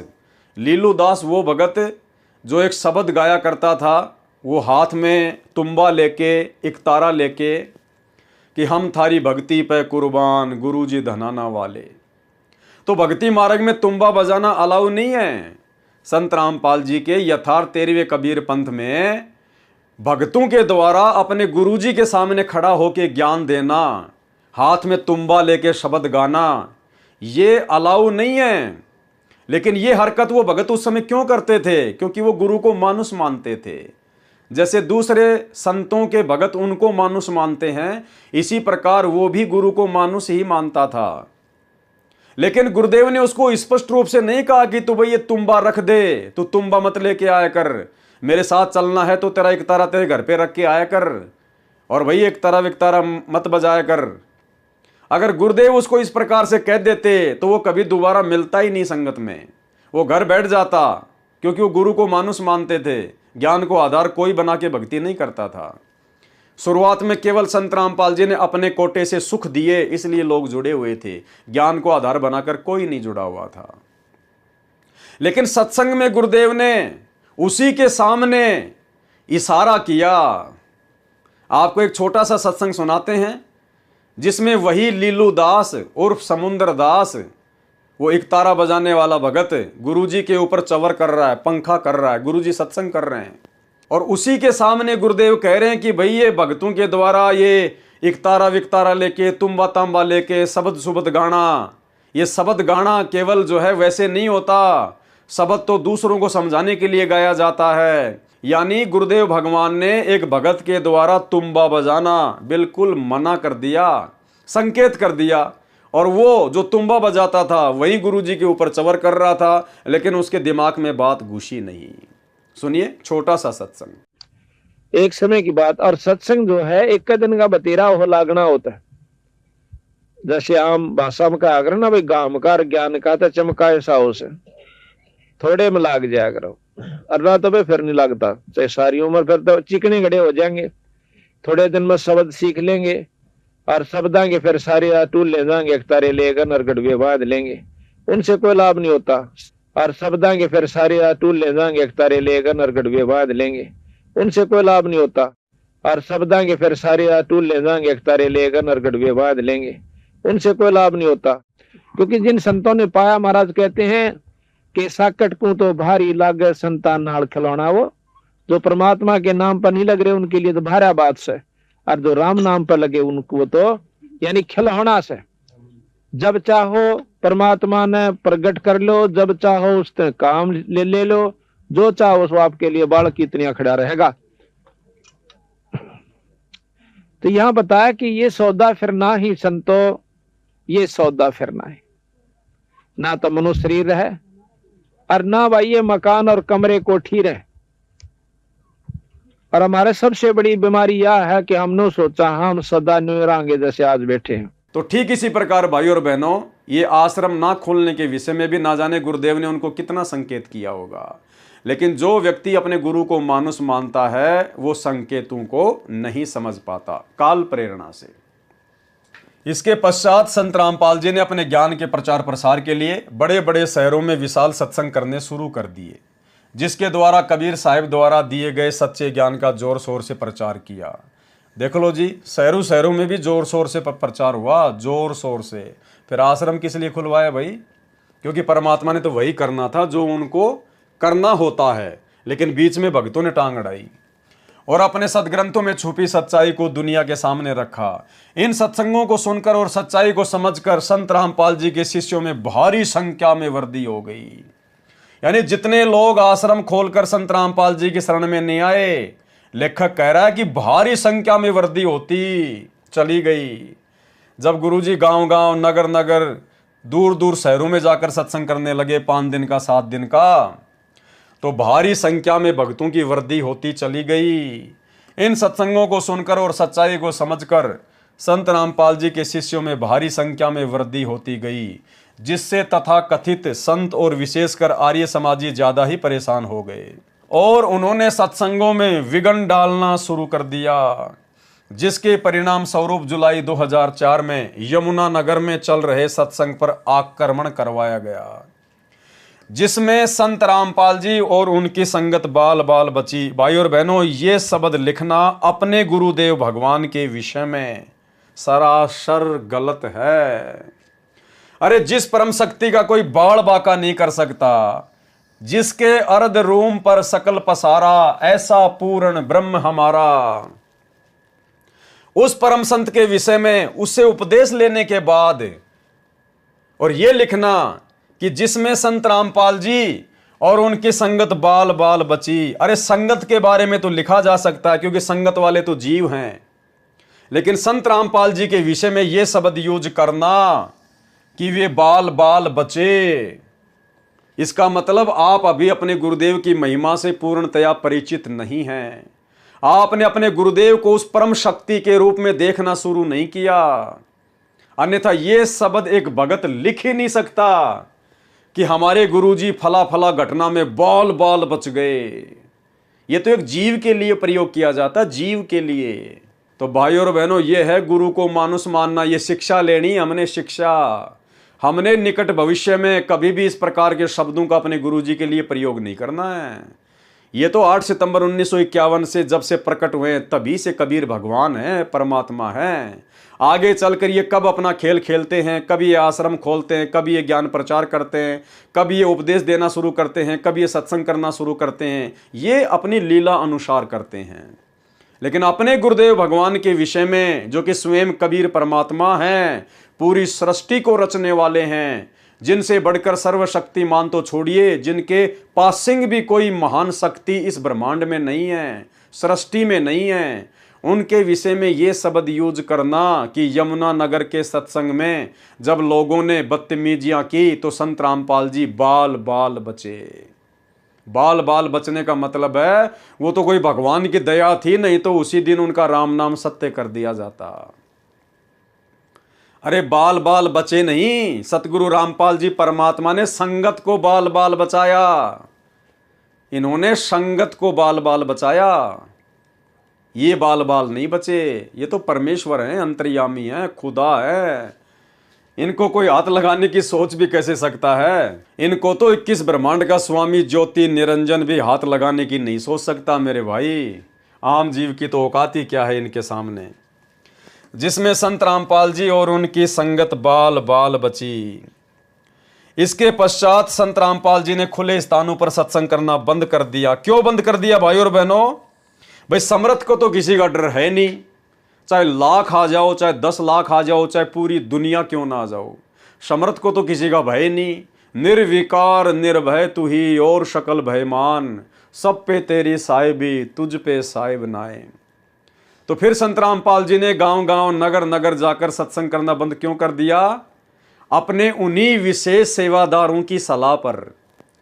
जिन सेवादारों ने सलाह देकर आश्रम खुलवाया था, उन्हीं गुरु को मानुष मानने वाले सेवादारों ने फिर गुरुदेव को यह कहना शुरू कर दिया कि गुरुजी अब आपकी जान को खतरा है, गुरुजी ये लोग आपके बहुत ज्यादा घोर विरोधी हो गए हैं, अब आपकी जान को खतरा है, अब आप जी गांव गांव जाकर सत्संग ना कीजिए, नहीं तो आप जी मारे जा सकते हो। तो उन लोगों ने गुरुदेव को सलाह देनी शुरू कर दी। अब परमात्मा तो जबरदस्ती करेगा नहीं, गुरुदेव का तो काल के साथ एग्रीमेंट है, आपको अनेकों बार बता चुके हैं। तो ये होता है गुरु को मानुष मानना। इसके पश्चात संत रामपाल जी ने खुले स्थानों पर सत्संग करना बंद कर दिया और अपने आश्रमों और समाचार पत्रों के माध्यम से सत्संग करना शुरू किया। संत रामपाल जी महाराज द्वारा सत्यार्थ प्रकाश पर की गई समीक्षा कृपया निम्न पढ़े। संत रामपाल जी महाराज कहते हैं कि मैंने न तो आर्य समाज को बुरा बताया, क्योंकि हमारी आपस में रिश्तेदारियां हैं, मामा फूफी के भाई बहनें हैं, और न ही महर्षि दयानंद जी को बुरा बताया। बुरा बताया है सत्यार्थ प्रकाश के ज्ञान को, जो वास्तव में व्यर्थ है तथा इसका नाम मिथ्यार्थ प्रकाश होना चाहिए। ठीक इसी प्रकार भाई और बहनों, हम सत्सेवकों ने ना तो गुरुजी के बेटे को गलत बताया, ना बेटी को, ना भाई बंधुओं को, ना रिश्तेदारों को, ना किसी कोऑर्डिनेटर को। हमने यदि गलत बताया है तो उनके द्वारा गुरु को मानुष समझकर जो उनके ज्ञान विरुद्ध आचरण संगत से भी करवाए जाते हैं और जो स्वयं भी कर रहे हैं, उनके उन ज्ञान विरुद्ध घटिया आचरणों की हम निंदा करते हैं, जिन आचरणों को करवाने के पीछे काल ने इन लोगों को निमित्त बना रखा है। तो इसी प्रकार सतगुरु रामपाल जी ने ना तो किसी भी आर्य समाजी को बुरा बताया और ना ही महर्षि दयानंद जी को बुरा बताया। अगर बुरा बताया है तो उनके द्वारा जो सत्यार्थ प्रकाश पुस्तक लिखी गई है उसमें लिखी हुई अज्ञान को बताया है। जिन व्यक्तियों ने हमारे बीच में दरार पैदा करने की कुचेष्टा की है, वे कुछ मुट्ठी भर व्यक्ति हैं जो आर्य समाज की आड़ में आर्य प्रतिनिधि सभा बनाकर उसके अधिकारी बनकर प्रभुता बनाए हुए हैं। ठीक इसी प्रकार भाई और बहनों, सतगुरु रामपाल जी भगवान की संगत को सच्चाई ना समझने देने के पीछे ये मुट्ठी भर सतलोक आश्रम मैनेजमेंट हरियाणा के लोग हैं। ये चंद कोऑर्डिनेटर हैं जो अपने स्वार्थों में पूरी तरह से लिप्त हैं और उनको भय है कि यदि संगत तक सच्चाई पहुंच गई तो हमारा धार्मिक धंधा बंद हो जाएगा। उनके पास ज्ञान का उत्तर नहीं था, इसलिए उपद्रव करवाकर आपस में जनता को लड़वाकर अपनी पदवी बनाए रखना ही उद्देश्य था। आर्य समाज की एक सार्वदेशिक प्रतिनिधि सभा दिल्ली में भी है जो पूरे भारतवर्ष की संचालक है। उन्होंने इस सत्य ज्ञान का विरोध नहीं किया क्योंकि वे सत्य से परिचित हैं कि सत्यार्थ प्रकाश का ज्ञान व्यर्थ है। आर्य समाज की परिभाषा क्या लिखा जा रहा है? आर्य समाज के विषय में आर्य समाज की क्या परिभाषा है? आर्य का अर्थ श्रेष्ठ, अर्थात समाज का अर्थ समुदाय, वह समुदाय जो शराब, मांस, तंबाकू आदि नशीली वस्तुओं का सेवन न करता हो, चोरी जारी झूठ कपट से दूर हो, वह समुदाय आर्य समाज कहलाता है। तथा जो आर्य समाज के 10 नियमों का पालन करता हो जिनमें चौथा नियम है। चौथा नियम क्या है आर्य समाज के नियमों में? जिनमें चौथा नियम है, सत्य का ग्रहण करो, असत्य का परित्याग करो। जो अपने आप को आर्य समाजी कहते हैं, वे आंखों देखकर भी सत्य को ग्रहण नहीं कर रहे कि वास्तव में सत्यार्थ प्रकाश का ज्ञान वेद ज्ञान विरुद्ध है तथा मिथ्या आलोचनाओं का पुलंदा है। ठीक इसी प्रकार भाइयों और बहनों, लेखक के द्वारा, भगत विजय दास के द्वारा आर्य समाज को तो उनके नियम याद दिलवाए जा रहे हैं कि तुम काहे के आर्य समाजी हो। तुम्हारे जो 10 नियम है, उन 10 नियमों में जो चौथा नियम है, तुम उस नियम की तो पालना करते ही नहीं कि सत्य को ग्रहण करो और असत्य का परित्याग करो।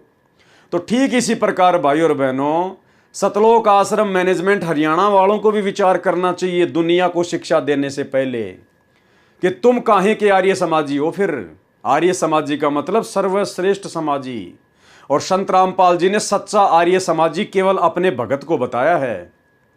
तो सतलोक आश्रम मैनेजमेंट हरियाणा फिर कहां से पक्का आर्य समाजी हो गया? कहां से पक्का संत रामपाल जी का अनुयायी हो गया, भगत हो गया? क्योंकि आप लोगों ने आर्य समाजियों को तो उनके 10 नियमों में से चौथा नियम याद दिला दिया कि ना तो तुम सत्य को स्वयं ग्रहण करते और ना तुमने असत्य का जो है परित्याग किया है। तो ठीक इसी प्रकार भाइयों और बहनों, हमने भी सतलोक आश्रम मैनेजमेंट हरियाणा को याद दिलाना चाहिए कि तुम कहां से सतगुरु रामपाल जी परमात्मा के सच्चे भगत हो गए भेरे। अरे तुम्हारे पंथ में जो 11 नियम चलते हैं, 11 नियम, 1 2 3 4 5 6 7 8 9 10 11, तुम्हारे नियम में जो 11 नियम चल रहे हैं, तो तुम कहां से छठे नियम की पालना कर रहे हो? तुम भी तो भाई इस 6 नंबर नियम की पालना नहीं कर रहे। जुआ ताश कभी नहीं खेलना है। अरे संत रामपाल जी ने तो ताश भी खेलने के लिए मना किया है कि भक्तों ने तो ताश भी नहीं खेलनी। और यदि कोई व्यक्ति ताश खेल रहा है तो उसके पास में बैठना भी नहीं है, अन्यथा मर्यादा खंडित होगी, गुरु जी का वचन टूटेगा। और इसके विपरीत आप सतलोक आश्रम मैनेजमेंट हरियाणा वालों ने, गुरुदेव के परिवार वालों ने धनाना गांव में 50 लाख रुपए का, धनाना गांव के बच्चों के खेलने के लिए, उन बच्चों की श्वासें बर्बाद करवाने के लिए तुमने बैडमिंटन का स्टेडियम खुलवा दिया। अरे तुम भगत हो, तुम संत हो, तुम संत रामपाल जी के फॉलोवर हो। अरे तुम अपने गुरुजी के 11 नियमों में से, जो प्रथम नाम दीक्षा दी जाती है उस समय जो 11 नियम बताए जाते हैं, उनमें से जो छठे नंबर का नियम है कि जुआ ताश कभी नहीं खेलना, अरे तुमने तो दुनिया को खेलने के लिए स्टेडियम बना के दे दिए। तो तुम कहां से भगत हो गए भाई? तुम कहां से पक्के आर्य समाजी हो गए? तो भाइयों और बहनों, इसीलिए परमात्मा कहते हैं, करनी तज कथनी कथ है, अज्ञानी दिन रात, और कुत्ते जो भौंकत फिरे, सुनी सुनाई बात। ये खुद अपने पंथ के नियमों का पूर्णतया पालन नहीं करते हैं।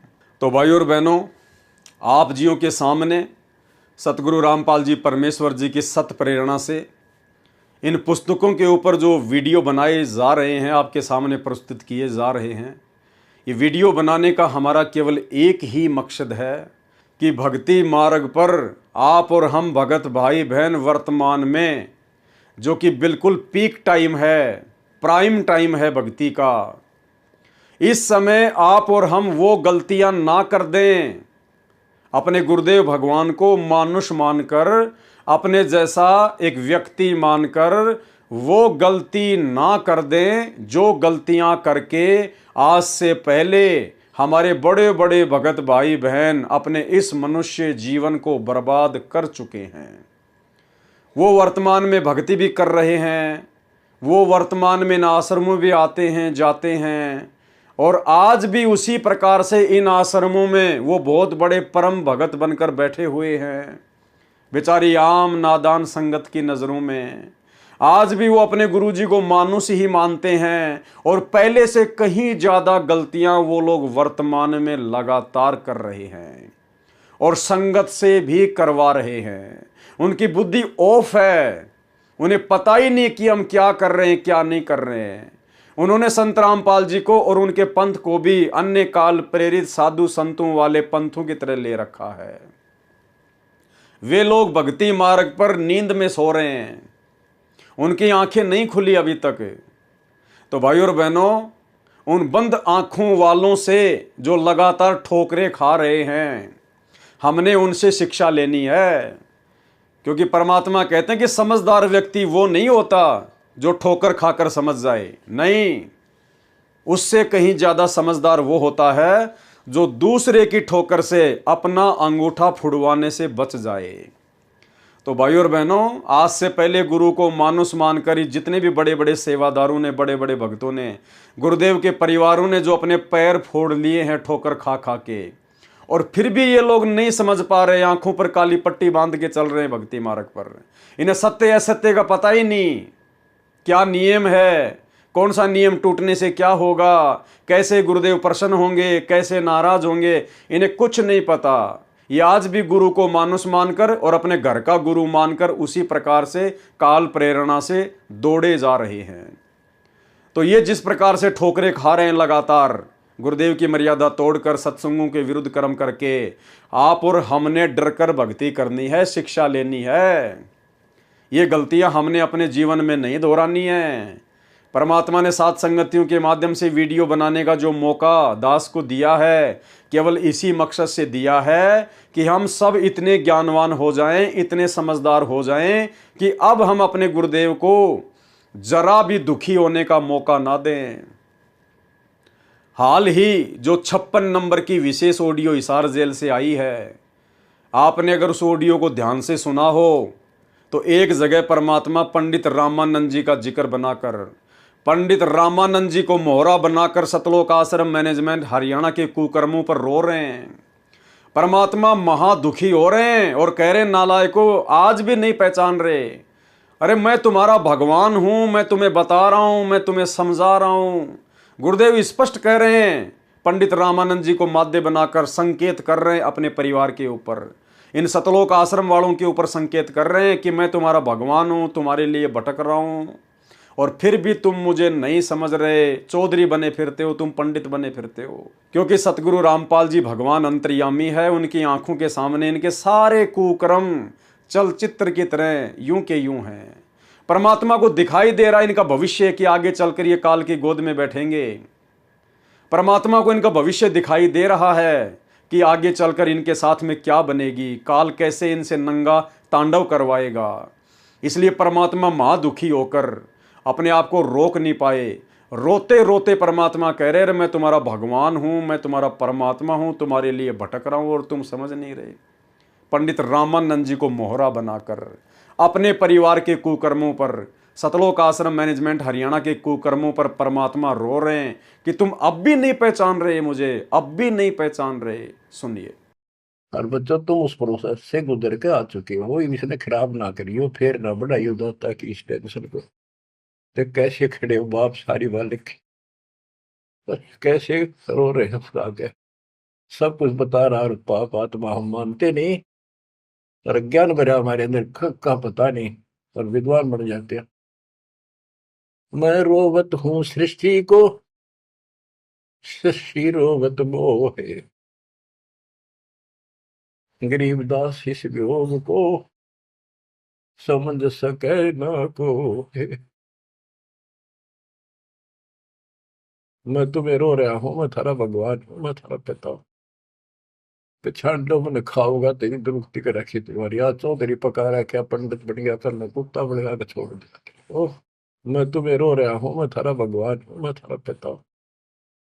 पिछाड़ो मन खाऊंगा तेरी दुरुक्ति कर रखी तुम्हारी, आज चौधरी पका रहा, क्या पंडित बन गया, करना कुत्ता बन गया, छोड़ दिया। ओह, मैं तुम्हें रो रहा हूँ, मैं थारा भगवान हूँ, मैं थारा पिता हूँ। पिछाड़ो मन खाऊंगा तेरी दुरुक्ति कर रखी तुम्हारी, आज चौधरी पका रहा, क्या पंडित बन गया, करना कुत्ता बन गया, छोड़ दिया। ओह, और देखो कैसे ढंग से निकाल रहा के, काल का विधान भी बना रहा है, मेरा वचन भी बना रहा है, मेरे बच्चे भी मेरी शरण में आ जाए तो निकालते हैं। मैं रोवत हूँ सृष्टि को, सृष्टि रोवत मोहे। तुम भगवान भगवान करते फिरते हो, मुझे रो रहे हो, सुखदाई भगवान का है, कसाई ने तुम भगवान मार लिया। और मैं तुम्हारे लिए रो रहा हूँ मेरे बच्चे, तेरी प्रगति हो रही आंखों में। गरीबदास किस वियोग को समझ न सकता को, चार युगन में हम फेरे, मैं पल में छिप जाऊं। गरीबदास गुरु वेद से लखो हमारा ठाव। बच्चों आज इतना ही, शेष अमर कथा आगे सुनाएंगे, बोलना नहीं जाता। परमात्मा आपको सद्बुद्धि दे, अकल को लतारी। कित फंसे बैठे माचे आडो, 2 दिन का सांग है यो, पता नहीं कद फूक निकल जाएगी, कुत्ता बना के छोड़ देगा, सारे ठाट दरिया रह जाएंगे। उस समय निकालो, मालिक ने रजा बख्शी, कहां से बख्श रखी है तुम्हारे ऊपर, कैसी दया करिए, कोई बालक नहीं है वो, ताकि तुम्हें फिर से दर्द करे, तुम्हारा जीवन बचाए, तुम्हें मोक्ष मिले। सत्साई। तो भाई और बहनों, सतगुरु को दुखी करने का ये मौका आप और हम साथ संगति वाले भाई बहनों ने शौपन में भी नहीं देना है। कहते हैं जिन बातों से गुरु दुख पावे, उन बातों को दूर भगावे। दूर उखाड़ के फेंक दो उन बातों को जिन बातों से हमारे गुरुदेव जरा भी नाराज हों। क्योंकि जिस मंदबुद्धि व्यक्ति ने इस कबीर परमेश्वर को, जो सतगुरु रूप में धरती पे आए हुए हैं, अगर जरा भी दुखी कर दिया तो समझो उसका ये मनुष्य जीवन बर्बाद है, बर्बाद है।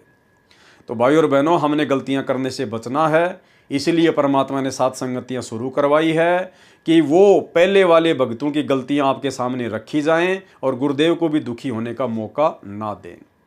तो आज ही हमारा पार्ट नंबर 3 था। पार्ट नंबर 4 के लिए कल रात्रि 9 बजे सभी भाई बहन लाइव जुड़िए। तब तक गुरुदेव भगवान हम सबको आशीर्वाद दें, इजाज़त दें। बंदी छोड़ सतगुरु रामपाल जी परमात्मा की जय हो।